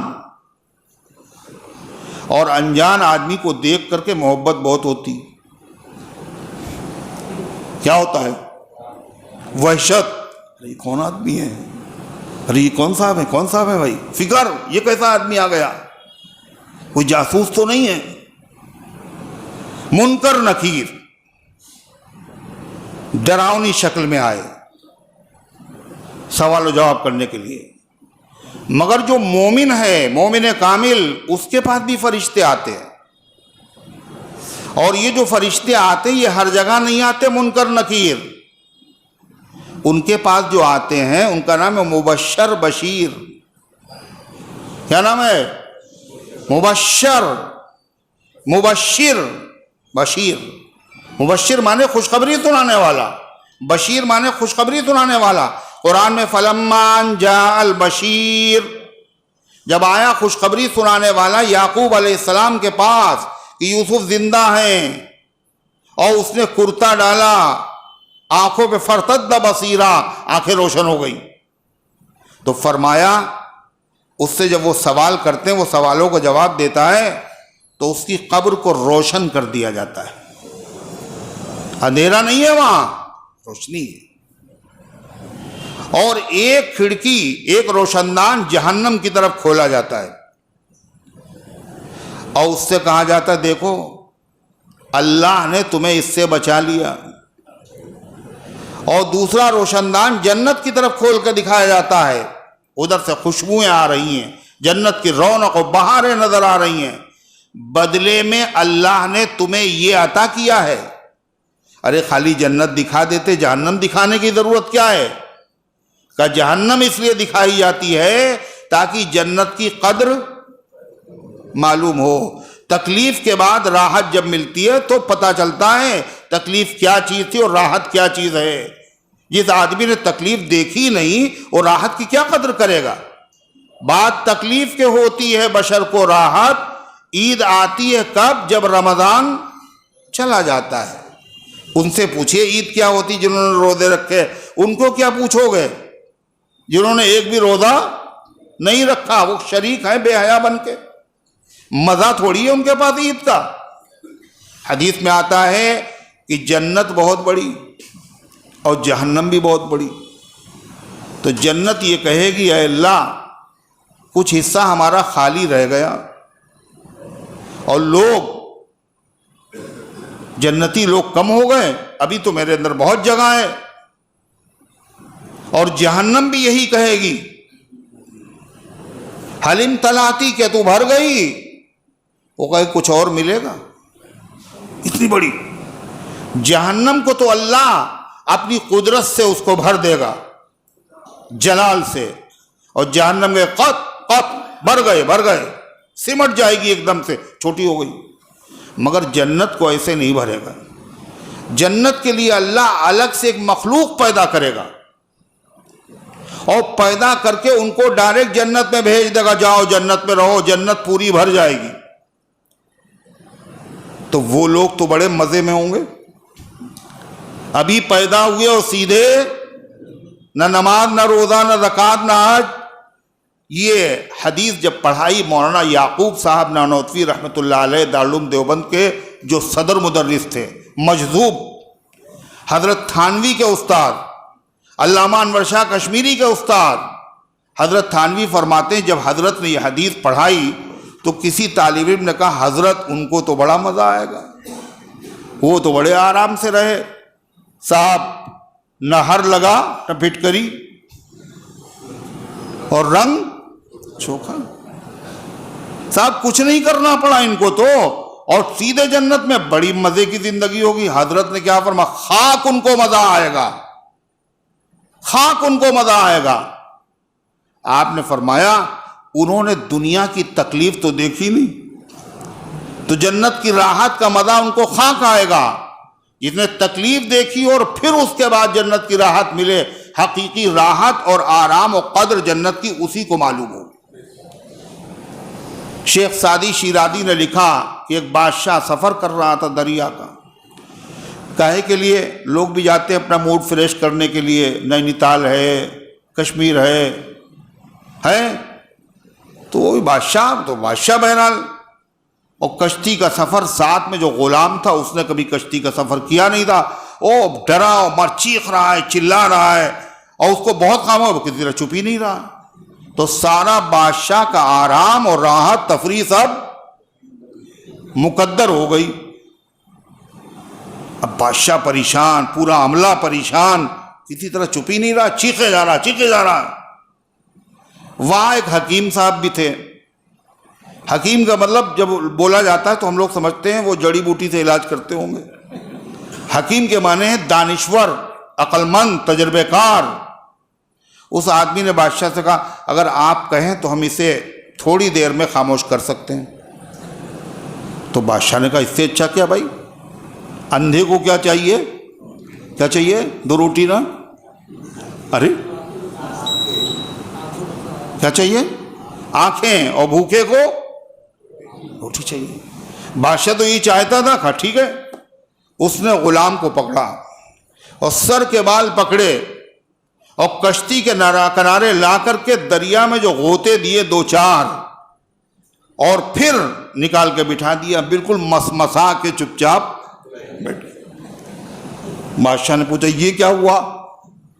کہا کہ پہلے اس نے کشتی کی راحت اور دریا کی مصیبت کا اس کو اندازہ نہیں تھا، اب دریا کی مصیبت کا جب اندازہ ہوا تو کشتی کی راحت اس کی سمجھ میں آ گئی۔ تو اللہ تعالیٰ خیر ارشاد فرماتا ہے لعلکم تتفکرون فی الدنیا والآخرہ، تاکہ تم غور و فکر کر لو دنیا اور آخرت کے بارے میں۔ تو جنت میں کیا ہو، قبر میں وہاں انتظام کرو جتنے دن رہنا ہے، اور دنیا میں جتنے دن ویسا انتظام کرو۔ قبر میں روشنی ہوگی، روشنی والے کام کرو، نماز، دین کے کام، اخلاص، گناہوں سے بچنا، شریعت پر چلنا۔ جب مسئلے معلوم ہوں گے جبھی تو عمل ہوگا۔ کتنے ایسے ہیں جو سمجھتے ہیں ہمیں سب پتہ ہے، اور خاک نہیں پتہ۔ جتنے کرسی پہ نماز پڑھنے والے ہیں آپ مسجد میں دیکھ لیجئے، نماز تو کرسی پہ پڑھ رہے ہیں مگر مسئلے نہیں معلوم کرسی پہ نماز پڑھنے کے۔ حج کرنے جا رہے ہیں، حج کے مسئلے نہیں معلوم، عمرہ کرنے جا رہے ہیں، عمرے کے مسئلے میں نہیں معلوم۔ جتنے دیکھو کرسی پہ بیٹھ کے نماز پڑھتے ہیں تو کیا کرتے ہیں، جب رکوع کرتے ہیں تو ایسے، ارے دیکھا ہے نہیں دیکھا، ہاتھ ایسے نیچے کرتے، یہ کہاں لکھا ہوا ہے؟ جب رکوع کرو تو ہاتھ ایسے آگے بڑھا دو، کہاں لکھا ہوا ہے؟ اور سجدہ کرو تو اور ایسے جیسے مچھلی پکڑ لیں، کہیں لکھا ہے یہ؟ کچھ نہیں۔ ایک نے دوسرے کو دیکھا وہ چل پڑے۔ سیکھنا نہیں ہے، پوچھنا نہیں ہے، ہر مسئلے کا حل ہے۔ جب اشارے سے کرنا ہے، رکوع کا سجدہ، رکوع کے لیے کم جھکو، سجدے کے لیے زیادہ جھک جاؤ، جیسے رکوع کرتے ہو، جیسے زمین پہ بیٹھ کے نماز پڑھتے ہو۔ زمین پہ جب بیٹھ کے نماز پڑھتے تو لوگ کیسے کرتے ہیں؟ ایسے کرتے ہیں۔ رکوع کیسے کرتے ہیں؟ گھٹنے پہ ہاتھ رکھا اور جھکے۔ اب اشارے سے سجدہ بھی کرنا تو تھوڑا سا اور جھک گئے۔ یہ آگے ہاتھ لٹکانا کیا ہو، آگے ہاتھ بڑھانا کیا؟ سیکھتے نہیں، اور سیکھنا چاہتے بھی نہیں۔ نماز بھی چل رہی ہے اور سمجھ بھی رہے ہیں ہماری نماز بہت اچھی ہو رہی ہے، بیمار ہیں اور سمجھ رہے ہیں بالکل اچھے ہیں، صحت مند ہے قطعی۔ ایسا مریض اچھا کہاں ہوگا، تو مر ہی جائے گا۔ قیامت کے دن پتہ چلے گا اور اللہ پوچھے گا تو کہنا ہمیں مسئلہ معلوم نہیں تھا، چلے گا یہ معلوم نہیں تھا، کہ ہم نے تو کہلوا دیا تھا طلب العلم فریضۃ علی کل مسلم، ضروری باتوں کا علم حاصل کرنا ہر مسلمان پر فرض ہے۔ تم نے 2 جرم کیے ہیں۔ کون کون؟ ایک علم حاصل نہیں کیا، دوسرے عمل بھی نہیں کیا۔ جب علم نہیں ہوگا تو عمل ہو ہی نہیں سکتا۔ اللہ تعالیٰ فرماتا وَيَسْأَلُونَكَ عَنِ الْيَتَامَى، صحابہ نے دوسرا سوال صحابہ کا، صحابہ کاہے کے لیے پوچھتے تھے؟ کاہے کے لیے پوچھتے تھے؟ ہم لوگ کے لیے کاہے کے لیے پوچھتے ہیں کہ مولانا یہ بتائیے گناہ صغیرہ ہے کبیرہ؟ اگر صغیرہ ہو تو پھر کرا جائے، اور کبیرہ ہو تو بچا جائے۔ صحابہ اس لیے نہیں پوچھتے تھے، وہ عمل کرنے کے لیے. ابھی پوچھا تو انہوں نے کتنا خرچ کریں. اب کیا پوچھا؟ یسألونک عن الیتامی، وہ آپ سے پوچھتے ہیں یتیموں کے بارے میں. مطلب یتیموں کا مال کھانا. جیسے آج دنیا میں رائج ہے، آج بڑے بڑے نمازی اور روزے دار یتیموں کا مال کھا رہے ہیں. کھانے کا مطلب کھانا ہی نہیں ہے، استعمال کرنا، ہتھیا لینا، اپنے قبضے میں کر لینا. یہ زمانے جاہلیت میں تھا. قرآن میں ہے وَتَأْكُلُونَ التُّرَاثَ أَكْلًا لَمًّا وَتُحِبُّونَ الْمَالَ حُبًّا جَمًّا، اور تم لوگ وراثت کا مال سمیٹ کے کھا جاتے ہو اور مال سے بڑی محبت رکھتے ہو. کَلَّا اِذَا دُكَّتِ الْأَرْضُ دَكًّا دَكًّا، ہرگز نہیں. قیامت کے دن جب دیکھنا، جب زمین اور پہاڑ کو ٹکرا دیا جائے گا، دیکھنا کیا ہوتا ہے. قرآن نے کیا کہا؟ ان الذین یأکلون اموال الیتامی ظلما انما یأکلون فی بطونہم نارا. جو لوگ ظلماً یتیموں کا مال کھا رہے ہیں، یہ مال شیرمال اور کباب نہیں کھا رہے ہیں، یہ اپنے پیٹ میں انگارے بھر رہے ہیں. آدمی مر گیا، اب تیجا ضروری ہے، چھوٹے چھوٹے بچے ہیں. مرا ہوا آدمی، اس کے پیسے سے تیجا ہو رہا ہے، شیرمال کباب بن رہے ہیں، بریانی بن رہی ہے. آپ کو پتہ یہ یتیموں کا حق ہے، اس کا کھانا حرام، اس کا کھلانا حرام. یتیم ہے، انہوں نے اجازت دے دی، ہمارے ابا کو ثواب ملے گا. یتیم نابالغ، ان کی اجازت کا بھی اعتبار نہیں. یہ ہو رہا نہیں ہو رہا بتائیے آپ. بس کھانے سے مطلب ہے، یہ نہیں پتہ یہ ہے کیسا. اور بڑے بڑے لوگ چلے جا رہے ہیں. فرمایا یہ ظلم ہے، ظلم. اور یہ لوگ اپنے پیٹ میں آگ بھر رہے ہیں. وَلَا تَقْرَبُوا مَالَ الْيَتِيمِ إِلَّا بِالَّتِي هِيَ أَحْسَنُ. اللہ تعالیٰ نے فرمایا یتیم ہم نے بنایا ہے اور تمہارا امتحان لینے کے لیے بنایا ہے. یہ دوسرے کا بچہ ہے، یتیم ہو گیا، ہم تمہارے بچے کو بھی یتیم کر سکتے ہیں. یتیم کے مال کے قریب نہ جانا، یعنی یتیم کے مال میں تصرف نہ کرنا. اس کے کفن میں جانماز کی ضرورت نہیں ہے، اس کے مال سے جانماز بھی نہ خریدنا، اتنا بھی جائز نہیں ہے. یا پوری پوری دکانیں ہضم ہیں، پوری پوری جائیدادیں ہضم ہیں، ڈکار نہیں لے رہے ہیں، اور حج پہ حج کر رہے ہیں، عمرے پہ عمرہ بھی کر رہے ہیں. اللہ کے بندو، حقوق العباد تھوڑی معاف ہوتے ہیں اس سے.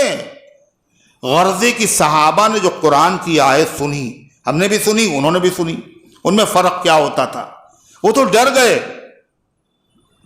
گھروں میں یتیم بچے، اب انہوں نے سوچا یتیم کا ایک لقمہ بھی ہمارے کھانے میں نہیں آنا چاہیے، ورنہ آ گئے تو اپنا کھانا الگ پک رہا ہے اور یتیم کا الگ.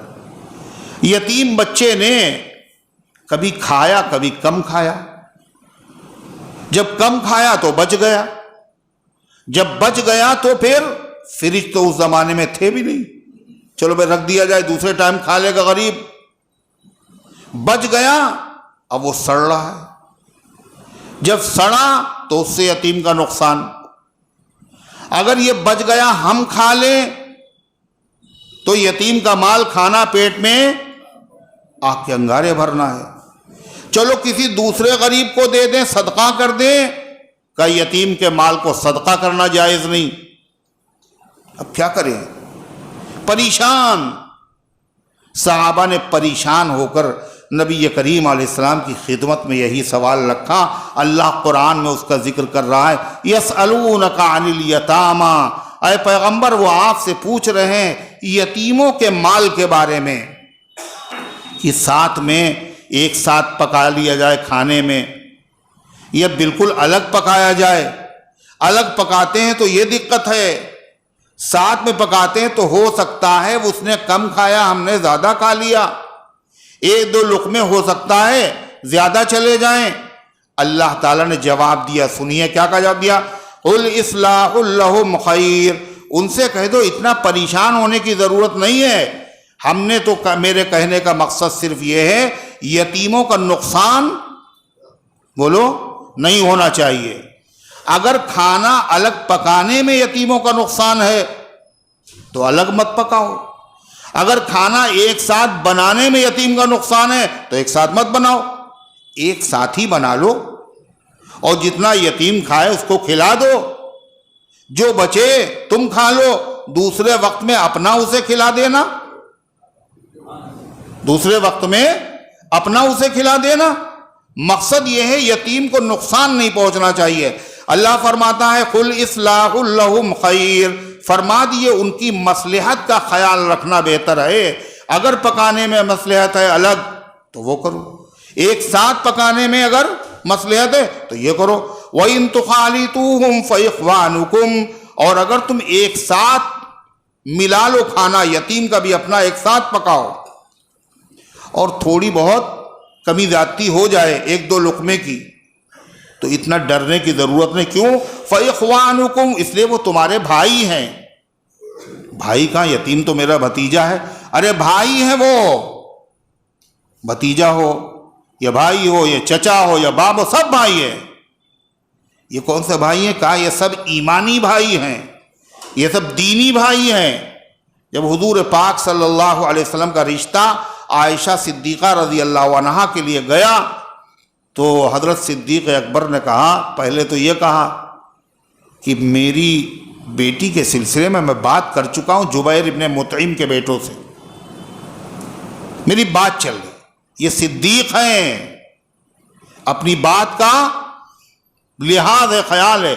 اللہ کے نبی کے رشتے سے اچھا رشتہ بولو کوئی ہو ہی نہیں سکتا، مگر بعد یہ صدیق ہیں، ان کی زبان اور فعل ایک جیسے ہیں۔ کہا کہ وہ تو جبیر ابن مطعم کے لڑکوں کے لیے بات ہو چکی، پھر جبیر ابن مطعم سے بات کی، بھائی ہاں وہ رشتہ تمہارے لڑکے سے طے کیا تھا، کیا ہوا؟ کہنے بیوی سے مشورہ کر لیں۔ اب بیوی کا مشورہ جانتے ہیں آپ، انہوں نے کہا کہ پہلے کیا تھا مشورہ، اب تو وہ ابو بکر صدیق ایمان والے ہیں، ان کا گھرانہ ایمان والا ہے، ان کی بیٹیاں ایمان والی ہیں، اب صاحب ہمارے لڑکے خراب ہو جائیں گے، بات کینسل کرو۔ کہلے تم کیا کہہ رہے ہو، یہ تو تمہاری بیوی نے کہا۔ صدیق اکبر نے کہا عورتوں کی بات کی طرف بھروسہ نہیں ہے، یہ کہہ رہی تم کیا کہہ رہے ہو؟ کہلے وہی کہہ رہے ہیں جو میری بیوی کہہ رہی، میرا بھی یہی جواب۔ صدیق اکبر تو یہ چاہتے تھے اور اللہ بھی یہی چاہتا تھا، اور کیسے نہ ہوتا۔ فرمایا زوجۃ فی الدنیا والآخرہ، حضرت عمار ابن یاسر رضی اللہ عنہ تھے، کسی نے عائشہ صدیقہ کو برا کہا تو اس کو انہوں نے برا بھلا کہا، اور اس کی سزا بھی دی گئی، اور کہا وہ دنیا میں بھی اللہ کے نبی کی بیوی ہے، آخرت میں بھی اللہ کے نبی کی بیوی ہے، تو یہ کیسے ہو سکتا تھا؟ تو حضرت صدیق اکبر کی بات اپنی جگہ پہ صحیح رہی، اور رشتہ بھی اللہ کے نبی کے۔ اب دوسرا سوال آیا صدیق اکبر کے سامنے، کہنے انہوں نے رشتہ بھیجا ہے مگر عائشہ تو ان کی ارے بولتے کیوں نہیں ہو، بھتیجی ہے، عائشہ تو ان کی بھتیجی ہے، اور بھتیجی سے تو نکاح ہوتا نہیں۔ اللہ کے نبی صلی اللہ علیہ وسلم نے سنا تو فرما ابو بکر سے جا کے کہہ دو کہ ابو بکر ہمارے ایمانی بھائی ہیں، سگے بھائی کی جو بیٹی ہے وہ بھتیجی، رشتہ وہاں نہیں ہوتا، یہ تو ہر ایمان والا آپس میں ایک دوسرے کا بھائی ہے، کوئی بھی وہ بھائی بہن ہے سب۔ تو اللہ فرماتا فَإِخْوَانُكُمْ، یہ یتیم بچے کیا ہیں تمہارے؟ بھائی ہیں۔ وَاللَّهُ يَعْلَمُ الْمُفْسِدَ مِنَ الْمُصْلِحِ، اور اللہ جانتا ہے نقصان کرنے والے کو، اور اللہ جانتا ہے فساد کرنے والے کو۔ اللہ کو پتا ہے کہ بچے، یتیم بچے کا اپنے ساتھ کھانا ملا کے کھانے میں اس آدمی کی نیت کیا ہے، اس کا کھانا ہے یا اپنا کھلانا ہے۔ نیت اس کی فساد کی ہے، یہ اس کی نیت اصلاح کی ہے۔ اللہ تبارک و تعالیٰ اس کو سمجھ لے گا۔ وَلَوْ شَاءَ اللَّهُ لَأَعْنَتَكُمْ، اور اگر اللہ چاہتا تو تمہیں مشقت میں مبتلا کر دیتا، اور اللہ یہ حکم دیتا خبردار خبردار یتیم کا ایک لقمہ بھی تمہاری طرف نہ آنے پائے، تو مال بھی خراب ہوتا اور مشقت میں وہ مبتلا ہوتے، مگر اللہ نے یہ حکم نہیں دیا۔ ان اللہ عزیز حکیم، اللہ زبردست ہے اور حکمت والا، چاہتا تو جو چاہے حکم دے سکتا ہے، مگر حکمت والا ہے، اس نے وہ حکم دیے ہیں جس میں بندوں ہی کا سراسر فائدہ ہے، آسان ہے، جن پر عمل کرنا مشکل نہیں ہے۔ وَلَا تَنكِحُوا الْمُشْرِكَاتِ حَتَّى يُؤْمِنَّ، اسلام میں ایک زمانہ اس آیت کے نزول سے پہلے رواج تھا مسلمان اور غیر مسلم کا نکاح بولو ہو جاتا تھا اور کوئی مسئلہ نہیں تھا۔ خود نبی کریم صلی اللہ علیہ وسلم کی دو بیٹیاں حضرت رقیہ، حضرت زینب، ان کا نکاح آپ نے اپنے چچا ابو لہب کے بیٹوں سے کر دیا تھا، اور ابو لہب کو تو جانتے ہی آپ، تبت یدا ابی لہب، قرآن میں سورت موجود ہے۔ اس کا مطلب یہ ہوا کہ ابو لہب سے اللہ کے نبی صلی اللہ علیہ وسلم کی جو دشمنی ہوئی یہ پہلے نہیں تھی، پہلے ابو لہب سے آپ کے تعلقات خراب نہیں تھے، اس لیے کہ رشتہ کہاں کیا جاتا جہاں تعلقات خراب ہو؟ ارے بولو، ابو لہب تو انہی لوگوں میں سے ہے جس نے آپ کی ولادت کی خبر سننے کے بعد، جس باندی نے، کنیز نے، حضرت سویبہ نے ابو لہب کو بتایا تھا کہ تمہارا یتیم بھتیجا محمد عربی صلی اللہ علیہ وسلم پیدا ہوئے ہیں، تو ابو لہب کتنا خوش ہوا تھا، اس نے شہادت کی انگلی سے اشارہ کیا، ارے تم نے اتنی اچھی خبر سنائی ہے، ہم تمہیں نعمت دیتے ہیں، مٹھائی کھلاتے ہیں، اور سب سے بڑی نعمت کیا ہے، ہم تمہیں آزاد کر دیتے ہیں۔ وہ تو خوش ہوا تھا، مگر وہ خوش ہوا تھا محمد ابن عبداللہ سے۔ اس نے رشتہ کیوں کیا تھا؟ آپ محمد ابن عبداللہ ہیں، عبداللہ کے بیٹے ہیں۔ جب اللہ کے نبی نے اعلان نبوت کیا تو آپ ہو گئے محمد رسول اللہ، اب دشمنی شروع ہوئی، اور سب سے پہلے جو مخالفت میں جو شخص اٹھا دین کے خلاف، توحید کے خلاف، وہ کوئی آدمی بنو امیہ میں سے، بولو، وہ یہ محرم آ گیا دیکھنا، رات دن بنو امیہ، بنو ہاشم، بنو امیہ، بنو ہاشم، بنو امیہ تو ایسے تھے، ان پہ لعنت ہو اور یہ وہ۔ ارے بنو امیہ ابھی میں نے بتایا، حضرت عثمان غنی رضی اللہ تعالیٰ عنہ جو پھوپھی ہیں، جو ان کی نانی ہیں، وہ نبی کی پھوپھی ہیں، اور جو نبی کی پھوپھی ہیں ان کا رشتہ خاندان بنو ہاشم میں نہیں، بنو امیہ سے ہوا تھا۔ کیا بات کرتے ہو تم، پہلے بھی رشتے ہوتے تھے۔ اور پھر نبی کریم علیہ السلام نے اپنی بڑی بیٹی حضرت زینب کا جو رشتہ کیا تھا وہ کس سے کیا؟ حضرت ابو العاص سے، یہ بنو امیہ سے ہیں۔ پھر آپ نے اپنی دو بیٹیوں کا رشتہ حضرت عثمان غنی رضی اللہ عنہ سے کیا، یہ بنو امیہ سے ہیں۔ حضور پاک صلی اللہ علیہ وسلم کی زوجہ مطہرہ ام المومنین حضرت ام حبیبہ رضی اللہ عنہا، یہ بنو امیہ سے ہیں۔ سب اس طرح کی باتیں بکواس لوگ کیا کرتے ہیں۔ غرض کہ نبی کی مخالفت میں جو آواز اٹھی، کہتے ہیں اسلام کے مخالف بنو امیہ تھے۔ آپ بتائیے سب سے پہلے جو توحید کے خلاف آواز اٹھی وہ کس کی تھی؟ ابو لہب کی تھی۔ اور ابو لہب کون تھا؟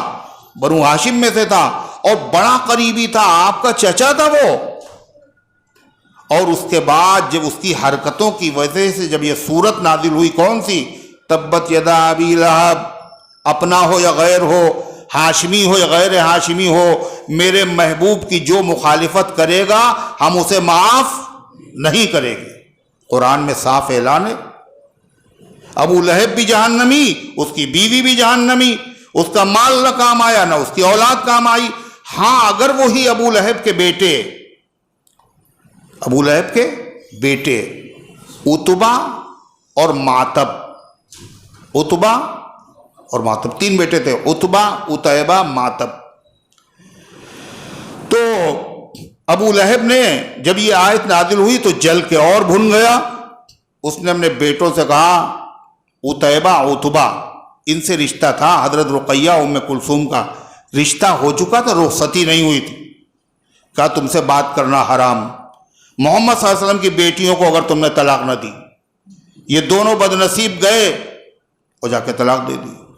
مگر اللہ تبارک و تعالیٰ کی اس میں حکمت تھی، نبی کی پاک بیٹیاں ناپاک گھروں میں نہیں رہ سکتی، نبی کی بیٹیوں کے لیے تو پاک دامن شوہر چاہیے، والطیبات للطیبین والطیبون للطیبات، پاک دامن عورتوں کے لیے پاک دامن مرد ہے اور پاک دامن مردوں کے لیے پاک دامن عورتیں ہیں۔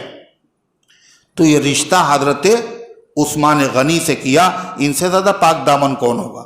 اور حضرت عثمان سے جو نبی نے رشتہ کیا تو کب کیا پتہ ہے آپ کو؟ یہ بھی خاص بات ہے۔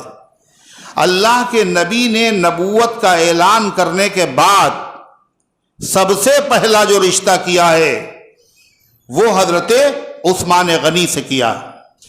مطلب پہلے جو آپ نے رشتہ کیا تھا وہ محمد ابن عبداللہ کی حیثیت سے کیا تھا، اور اب جو رشتہ آپ کر رہے ہیں وہ محمد رسول اللہ صلی اللہ علیہ وسلم ہونے کی حیثیت سے کر رہے ہیں۔ مطلب پہلے جو آپ رشتہ کر رہے تھے اس میں خالی آپ کی مرضی تھی، اور اب جو رشتہ کر رہے ہیں اس میں آپ کی بھی مرضی ہے اور اللہ کی مرضی۔ آپ نے کیا کہا؟ یہ جبریل آئے ہیں، یہ بتا رہے ہیں کہ رقیہ سے میں آپ کا نکاح کر دوں۔ آپ نے فرمایا میں نے جس بیٹی کا نکاح کیا ہے یا جس کی بیٹی سے نکاح کیا ہے، اپنی مرضی سے نہ بیٹی کا نکاح کیا نہ کسی کی بیٹی کو اپنے نکاح میں لیا، بوحی من السماء، یہ اللہ کی وحی کے ذریعے سے کیا۔ تو معلوم یہ ہوا کہ ہم لوگ جو رشتے کرتے ہیں وہ دیکھ بھال کے کرتے ہیں، یہاں اللہ کا حکم ہے تو غرضے کی دے دی طلاق، عثمان غنی سے نکاح ہو گیا۔ بعد میں جب مکہ فتح ہوا تو حضور پاک صلی اللہ علیہ وسلم نے کہا حضرت عباس سے بھتیجے کہاں ہیں؟ دیکھ رہے ہیں آپ، یہ بھتیجے کون ہیں؟ ابو لہب کے بیٹے عتبہ اور ماتب۔ عتیبہ تو مارا گیا، بددعا نبی کی لگی، اس کو جو ہے شیر کھا گیا، اس نے گستاخی کی تھی نبی کی شان میں۔ مگر 2 بیٹے جنہوں نے گستاخی، طلاق تو دی تھی، مگر اب وہ پوچھا وہ کہاں ہے؟ حضور کو فکر ہے، اتنا جانی دشمن ہے، لیکن یہاں تو پیار ہے ایمان والوں سے، چاہے اپنا ہو چاہے غیر ہو۔ تو وہ دونوں بیٹے آئے ابو لہب کے، عتبہ اور ماتب، اور دونوں نے ایمان قبول کر لیا۔ آپ نے ان کا احترام کیا، آپ نے ان کی عظمت کی۔ ابو لہب کی بیٹی تھی درہ، جب وہ ایمان لائی تو کسی نے کہا ارے یہ ابو لہب کی بیٹی ہے۔ انہوں نے نبی کریم علیہ السلام سے آ کے کہا، اللہ کے نبی نے خطبہ دیا، خبردار خبردار، کوئی دل آزاری نہ کرے، یہ میرے رشتہ دار ہے۔ ابو لہب سے جو دشمنی تھی اس لیے کہ وہ اللہ کا دشمن تھا، نبی کا دشمن تھا، ایمان والا نہیں تھا، اسلام کا مخالف تھا۔ تو غرضے کی پہلے زمانے میں ایمان والوں کا غیر ایمان والوں سے، غیر ایمان والوں کا ایمان والوں سے رشتہ ہوتا تھا۔ حضرت صدیق اکبر کی جو بیوی ہیں ان کا نام ہے قتیلہ، جو حضرت اسما کی والدہ ہیں، اس آیت کے نازل ہونے کے بعد صدیق اکبر نے ان سے کہا ایمان لیا ہو تو رشتہ باقی رہے گا، وہ ایمان نہیں لائی، صدیق اکبر نے ان کو طلاق دے دی۔ تو غرضے کی پہلے رشتے ہوتے تھے۔ اس آیت کریمہ میں قیامت تک کے لیے بتا دیا گیا مسلمان کا غیر مسلم سے رشتہ نہیں ہو سکتا۔ اور آج کا ماحول، اخباروں کی خبریں، ذرائع ابلاغ کیا، کتنی مسلمان لڑکیاں غیر مسلم لڑکوں کے ساتھ گئیں، انہوں نے اپنا مذہب بدل لیا۔ کیوں؟ یہ سب قرآن سنتے تھے نا، یہ سب ماں باپ بھی سنتے تھے اور ان کی اولادیں بھی سنتی تھی۔ جاہل پیدا ہوئے، جاہل مر گئے۔ اس میں قصور ان لڑکیوں کا صرف نہیں ہے، وہ تو ہیں مجرم، کہ ماں باپ بھی مجرم۔ قرآن کریم میں کیا چیز نہیں ہے جو اللہ نے نہ بتائی ہو۔ جب جاہل رہیں گے اور اس کے خلاف ہوگا تو کیا ہوگا؟ دنیا میں بھی پکڑے جائیں گے اور آخرت میں بھی پکڑے جائیں گے۔ اللہ تعالیٰ نے ہمیشہ ہمیش کے لیے قرآن میں کیا حکم نازل کیا؟ یہ ان لڑکیوں نے سنا تھا جو بھاگ گئیں، کیا کہا؟ اللہ تعالیٰ نے فرمایا لا تنکحوا المشرکات، مشرکہ عورتوں سے نکاح مت کرو، حتی یؤمننا، کب تک نہ کریں؟ یا یہاں تک ایمان لے آئیں تو پھر اجازت ہے، جب تک ایمان نہ لائیں۔ اللہ تعالیٰ فرماتا ہے جذبات پہ اپنے کنٹرول رکھو، محبت پہ اپنے پیر رکھو۔ تم نے محبت کیوں تم باغی کیوں بنے؟ تم تو مسلمان تھے، تمہیں اللہ کا حکم معلوم نہیں تھا کہ ایسے لوگوں سے دلی محبت کرنا حرام ہے، حرام ہے، حرام ہے۔ ماں باپ نے دیکھا اور طرح کیوں دی؟ ماں باپ نے دیکھا اور اجازت کیوں دی؟ ماں باپ نے دیکھا اور نرمی کیوں برتی؟ ماں باپ نے اس کو سمجھایا کیوں نہیں پہلے سے؟ فرمایا وَلَأَمَةٌ مُؤْمِنَةٌ خَيْرٌ مِّن مُشْرِكَةٍ، اور سنو، مومن باندی، آزاد نہ ہو، باندی کنیز، یہ 1000 درجہ بہتر ہے من مشرکتن، غیر ایمان والی عورت سے۔ ولو اعجبتکم، اگرچہ غیر ایمان والی عورتیں تمہیں اچھی لگیں، حسن کے اعتبار سے، جمال کے اعتبار سے، دولت کے اعتبار سے، عہدے کے اعتبار سے، منصب کے اعتبار سے، کچھ بھی ہو۔ اللہ فرماتا ولو اعجبتکم، اگرچہ تمہیں بھلی معلوم ہو، مگر پھر بھی اجازت نہیں ہے۔ معمولی بات ہے، ایک تو پہلے سے رشتہ نہیں، اس زمانے میں رشتہ تھا، میاں بیوی کے بعد کتنی محبت ہوتی ہے، مگر صحابہ نے قرآن کا حکم سننے کے بعد پھر کوئی رشتہ بھی نہیں کیا، اور جو رشتے میں تھیں ان کو بھی کہا ایمان قبول کرو، نہیں قبول کیا تو ان کو کنارے کر دیا۔ حضرت فاروق اعظم نے طلاق دی، صدیق اکبر نے طلاق دی، 1 منٹ کے لیے نہیں، حکم الہی سب پر مقدم ہے۔ اللہ تعالیٰ فرماتا ہے وَلَا تُنْكِحُوا الْمُشْرِكِينَ حَتَّى يُؤْمِنُوا، اور مشرکوں سے بھی نکاح نہ کرو، خود عورتیں نہ کریں اور عورتوں کے بچیوں کے والی اور ورثہ ذمہ دار بھی نہ کریں۔ کب تک نہ کریں؟ حَتَّى يُؤْمِنُوا، یہاں تک کہ وہ مشرک ایمان اگر لے آئے تو کوئی مسئلہ نہیں، کوئی مسئلہ نہیں۔ وَلَعَبْدٌ مُؤْمِنٌ خَيْرٌ مِّن مُشْرِكٍ وَلَوْ أَعْجَبَكُمْ، اور مومن غلام، مومن ہے مگر غلام ہے بیچارہ، مزدور ہے، ملازم ہے، اللہ کا 1000 درجہ بہتر ہے اس مشرک سے جو آزاد ہو، طاقتور ہو، عہدے دار ہو، منصب والا ہو، صاحب جمال ہو، خوبصورت ہو، کچھ بھی ہو، وَلَوْ أَعْجَبَكُمْ، اگرچہ وہ تمہیں اچھا لگے۔ قرآن کریم کی اس آیت نے یہ بھی بتایا، اس میں تو ذکر ہے مطلقاً کسی غیر ایمان والے سے نکاح کرنا صحیح نہیں، لیکن قرآن کی دوسری آیت نے یہ بتایا کہ اہل کتاب، اہل کتاب کسے کہتے ہیں؟ جو کتاب ہاتھ میں اٹھائے ہوئے ہو، پھر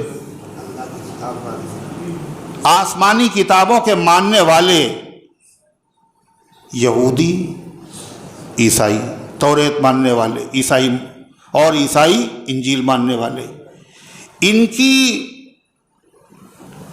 لڑکیوں سے، عورتوں سے نکاح کرنا جائز، لیکن مسلمان عورتوں کا عیسائی مردوں سے، یہودی مردوں سے نکاح کرنا جائز نہیں۔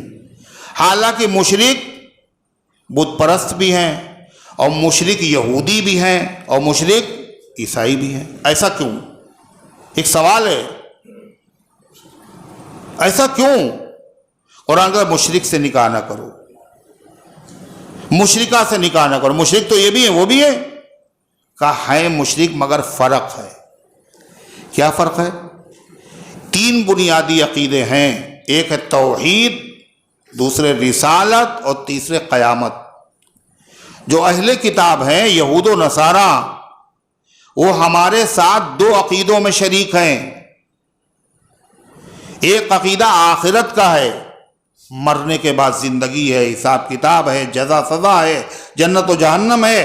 یہودی بھی مانتے، عیسائی بھی مانتے۔ اللہ کی توحید، اللہ کے علاوہ کوئی عبادت کے لائق نہیں، اللہ کے ساتھ شرک کرنا حرام۔ یہ یہودیوں کے وہاں بھی حرام ہے، عیسائیوں کا بھی یہاں حرام ہے۔ ایک الگ بات ہے، عیسائیوں نے محبت میں غلو کیا اور حضرت عیسیٰ کو خدا کا بیٹا کہہ دیا، لیکن مذہبی اعتبار سے ان کے وہاں بھی شرک کیا؟ شرک کیا ہے ان کے وہاں؟ جائز ناجائز؟ کریں جائز۔ دیکھا، جیسے مسلمانوں کے وہاں حرام ہے شرک کرنا، سب سے بڑا گناہ، ایسے ہی تمام اہل کتاب کے وہاں بھی اللہ تعالیٰ کے ساتھ کسی کو شریک کرنا سب سے بڑا گناہ ہے۔ نبی کریم علیہ السلام کو وہ رسول نہیں مانتے، ایک چیز باقی بچی، اس لیے کافر ہیں۔ توحید مانتا ہو، آخرت مانتا ہو، لیکن اگر نبی کی رسالت کو نہیں مانے گا تو وہ ایمان والا نہیں ہے۔ آخری نبی نہیں مانے گا، سب کچھ مانے گا، جب بھی وہ ایمان والا نہیں ہے۔ تو یہود و نصارہ توحید میں شریک، آخرت میں شریک، کافر تو ہیں مگر عام کافروں کے مقابلے میں کم درجے کے ہیں۔ یہ تو مرنے کے بعد زندگی کے ہی قائل نہیں، یہ تو توحید ہی کے قائل نہیں۔ اس لیے اجازت ہے کس سے؟ اہل کتاب کی عورتوں سے نکاح اجازت اور ہے، اور پسندیدہ ہونا، ارے بولو، اور ہے۔ اجازت ہے، پسندیدہ نہیں ہے۔ اسلام نے نہیں کبھی پسندیدہ سمجھا۔ کیوں؟ اسلام تو یہ کہتا ہے کہ مسلمان عورتوں میں بھی کون سی عورت سے نکاح کرو؟ ہر عورت سے۔ ارے بولو نا، کس سے کرو؟ ہاں؟ زیادہ بچے جننے والی، ہنسو نہیں، کس سے کرو؟ دیندار۔ تنکح المرأۃ لاربع، عورتوں سے نکاح 4 وجہوں سے کیا جائے گا، لمالہا ولجمالہا ولحسبہا ولدینہا۔ قیامت تک یہی ہوگا، 4 چیزیں دیکھ کے نکاح ہوگا۔ سسرال مالدار بہت ہے اس لیے وہاں نکاح ہو رہا۔ مالدار تو نہیں مگر ایسی لڑکی نہیں ہے پورے شہر میں، خوبصورت بہت ہے، کریکٹر اگرچہ خراب مگر خوبصورت بہت ہے، کردار نہیں صحیح، خوبصورت ہے۔ سیدھا ہوئے جا رہے ہیں، صرف اپنا ہی حق نہیں ہے، آنے والی اولاد کا بھی حق ہے۔ مت مارو حق، یہ مت دیکھو، نہ جا ظاہر پرستی پر، اگر کچھ عقل و دانش ہے، چمکتا جو نظر آئے وہ سب سونا نہیں ہوتا۔ تیسری چیز فرمایا حسب، خاندان بڑا اچھا ہے، اس کو دیکھ کر کے نکاح ہوگا۔ چوتھی چیز دین، آپ نے فرمایا فضفض بذات الدین، دیکھنے کی چیز کیا ہے؟ سب سے بنیادی دین۔ اگر دین کے ساتھ دولت بھی ہو، حسن بھی ہو، اعلیٰ خاندان بھی ہو تو کیا کہنے، نور علی نور ہے، لیکن اگر ان میں سے کچھ نہیں ہے مگر دین ہے، فرمایا اسی سے نکاح کرنا، کبھی بھی پچھتانا نہیں پڑے گا۔ جو رشتے ناکام ہوئے، جن گھروں میں لڑائیاں ہوئیں، جن گھروں میں طلاقیں ہوئیں، جن گھروں میں جھگڑے ہوئے، جن گھروں میں فساد ہوا، ان سب میں کیا وجہ ہے پتہ ہے آپ کو؟ دین نہیں۔ یہ لڑکے میں نہیں ہے، لڑکی میں نہیں۔ فاظفر بذات الدین۔ تو مسلمان عورتوں میں بھی پسندیدہ کس سے ہے نکاح کرنا؟ دیندار سے، ہر عورت سے نہیں۔ تو ظاہر بات ہے وہ تو غیر مسلم ہیں، اہل کتاب، ان سے نکاح کرنا پسندیدہ نہیں ہے، صرف جائز ہے۔ حضرت فاروق اعظم، اللہ اللہ، کیسی دوربی نگاہیں تھیں، جائز ہے نا، گناہ تو نہیں ہے۔ بعض صحابہ نے یہودی عورت سے نکاح کیا اور بعض صحابہ نے عیسائی سے نکاح کیا۔ حضرت فاروق اعظم کو خبر پہنچی اور انہوں نے خط لکھا، طلاق دے دو۔ امیر المومنین کیا حرام ہے؟ میں یہ نہیں کہتا حرام ہے، مگر یہ فتنہ ہے، فتنہ مسلمان عورتوں کے لیے بھی فتنہ ہے، دین کے اعتبار سے بھی اور سیاست کے اعتبار سے بھی فتنہ ہے۔ یہ اگر عورتیں تمہارے گھر پہ آ گئیں غیر اسلام والی تو تمہاری اولادیں بددین ہو جائیں گی اور تمہاری مسلم بچیاں بغیر بیاہی رہ جائیں گی، لوگ انہی سے نکاح کریں گے، انگریز ہے اس سے نکاح کریں گے۔ اور سیاست کے اعتبار سے بھی ان کی بچیاں اگر تمہارے گھر میں آ گئیں تو پتہ ہے پوری حکومتیں اسلامی زیر و زبر ہو جائیں گی۔ یہ عیسائیوں نے بھی لکھا اپنی کتاب میں، ہم نے گھروں میں اپنی لڑکیوں کو داخل کر کے اسلامی حکومتوں کو اینٹ سے اینٹ بجا دی۔ فاروق اعظم کی دوربی نگاہیں دیکھ رہی تھی۔ آج بھی جہاں ایسی عورتوں سے شادی ہوئی ہے، اب سوچئے کیا عالم ہے، کیا حال ہے۔ لکھا حضرت مولانا تقی عثمانی دامت برکاتہم نے، ایک صاحب کا فون آیا جرمنی سے، عیسائی سے شادی کر لی، اب اس کے بعد اولاد ہو گئی، بیوی اولاد کو عیسائی بنانا چاہتی ہے، اب اندر کا ایمان جاگا، کیا کریں؟ بالکل کچھ نہیں، مذہب سے کچھ تعلق ہی نہیں، کہاں جا رہے ہیں ہم؟ اب بحث کریں اس سے تو بحث کر نہیں پاتے، اس لیے کہ اپنے مذہب کا تو کچھ پتہ ہی نہیں، بہت پریشان۔ کل نے ایک دن دیکھا قرآن رکھا ہوا تھا، مسلمان نہیں رہے، کچھ نہیں تھا، قرآن گھر میں رکھا تھا۔ بیوی سے پوچھا وہ یہاں ایک کتاب رکھی تھی، کہنے ہم نے کہا تم پڑھتے اڑتے نہیں ہو تو کیا فائدہ، بیکار رکھی ہوئی ہے، ڈسٹ بن میں ڈال دی ہم نے۔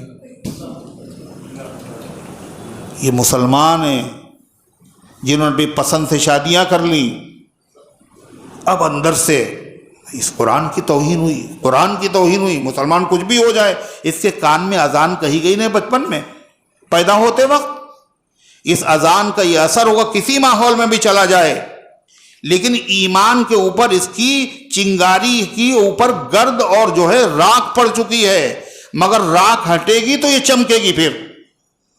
وہ پریشان حضرت کے پاس لکھا، حضرت نے فرمایا دیکھو بھائی بحث مت کرو، اپنی بیوی سے بحث نہیں کرو، تمہیں تو پتہ نہیں، میں دعا کر رہا ہوں اور تم اس کو اس بات پہ راضی کرو کہ اللہ سے دعا کرو، تمہارا بھی خدا ہے، عیسائی تم ہو، ہم مسلمان ہیں، اے اللہ جو صحیح راستہ ہو وہ ہمیں دکھا دیجئے، تم بھی دعا مانگو ہم بھی دعا مانگیں۔ یہاں تک لگا، پھر خدایا کچھ اثر کہا گھبراؤ نہیں، ایک کتاب بھیج رہا ہوں، یہ کتاب اس سے کہنا مطالعہ کرے، میں دعا کر رہا ہوں تم بھی دعا کرو۔ اس کے بعد پھر اس کا خط آیا اور خط کے اوپر آنسوؤں کے نشانات، حضرت اللہ نے مجھے میرا ایمان بچا لیا، میری بیوی بھی ایمان والی ہو گئی۔ کیسے؟ کا دعا مانگی، کتاب کا اس نے مطالعہ کیا، بحث ہم نے کی نہیں۔ جا رہے تھے امتحان دلانے کے لیے، گاڑی کو ڈرائیو کیا اس نے اور ایک دم سے اسٹیئرنگ کے اوپر اس نے جھک گئی اور روک کے گاڑی کنارے رونا شروع کیا بے اختیار۔ دل کا دورہ پڑ گیا، اللہ جانے کیا ہوا، میں پریشان ہوا۔ بڑی مشکل سے اس نے آنسوؤں پہ قابو کیا اور اس کے بعد اس نے کہا مجھے مسلمان بنا لو، مجھے مسلمان بنا لو۔ مسلمان بنانا تو آتا ہی نہیں تھا، کچھ تھا ہی نہیں پتا۔ قریبی جگہ لے گئے، اس نے اسلام قبول کر لیا اور کہا آج روزے سے ہم دونوں ہیں الحمدللہ، اور افطار ساتھ میں کیا ہے، آپ کو خوشخبری سنا رہے ہیں۔ یہ نتیجہ کاہے کا ہے؟ آج ہم نے اپنے بچوں کی تربیت نہیں کی، ہم نے قرآنی احکامات ان کو نہیں بتائے۔ اس کا نتیجہ کیا ہے؟ لڑکیاں مرتد ہو رہی ہیں۔ اللہ کیا کہہ رہا ہے؟ معمولی بات نہیں ہے۔ کیوں منع کیا ہم نے تم کو مشرکوں سے نکاح نہ کرو؟ کیوں منع کیا؟ سنیے، اولئک یدعون الی النار، یہ تمہیں جہنم کی طرف بلا رہے ہیں۔ اگر تم ان لوگوں سے نکاح کرو گے تو کیوں کرو گے بھائی؟ ریزن کیا ہے نکاح کرنے کا؟ بولو۔ محبت، لو میرج، محبت ہی تو ہے۔ اندھا کیا ہے شوق نے، کھائی ہو یا کنواں، کچھ سوچتا نہیں ہے محبت کے سامنے۔ یحب الشیء یعمی و یسم، کسی چیز کی محبت آدمی کو اندھا بھی کر دیتی، بہرا بھی کر دیتی۔ گھر والے سمجھا رہے ہیں، کاروبار میں کچھ نہیں، یہی ہوتا ہے نہیں ہوتا؟ اور جب کسی سے محبت ہوتی ہے تو اس کی ہر چیز بری لگتی ہے نا؟ بولو، ہر چیز اچھی۔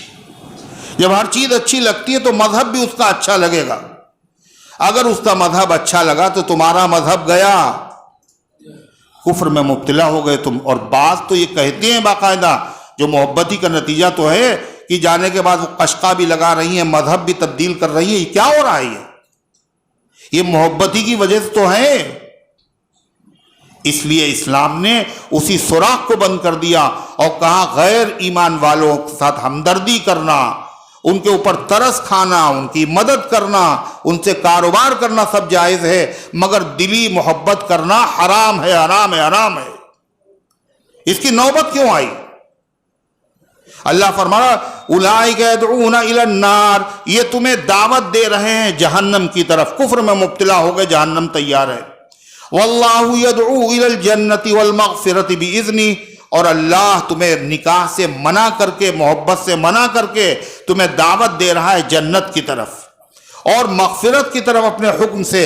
وَيُبَيِّنُ آیَاتِهِ لِلنَّاسِ، اور اللہ کھول کھول کر بیان کرتا ہے اپنے حکموں کو لوگوں کو سمجھانے کے لیے، کھول کھول کے۔ مگر چاہے جتنا کھول کھول کے اللہ میاں نے بیان کیا ہو، یہاں سننے والے ہی نہیں، مناسب نہیں سمجھتے سننا۔ نتیجہ دیکھ رہے ہیں آپ۔ اللہ فرماتا لعلہم یتذکرون، یہ ہم نے کھول کھول کے کیوں بیان کیے؟ تاکہ سنو اور نصیحت حاصل کرو اور ان پر عمل کرو۔ اللہ ان گزارشات کو قبول فرمائے، عمل کرنے کی توفیق عطا فرمائے۔ اللہ اکبر۔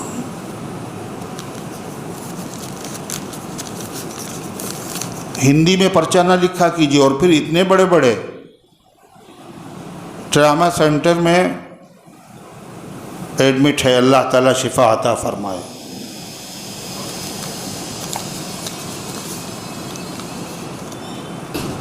رضوان کی آنکھ کا پردہ ہٹ رہا ہے، ڈاکٹر نے آپریشن بتایا ہے، اللہ تبارک و تعالیٰ رحم فرمائے اور آنکھ میں اللہ تعالیٰ شفا عطا فرمائے، آپریشن کو کامیاب فرمائے۔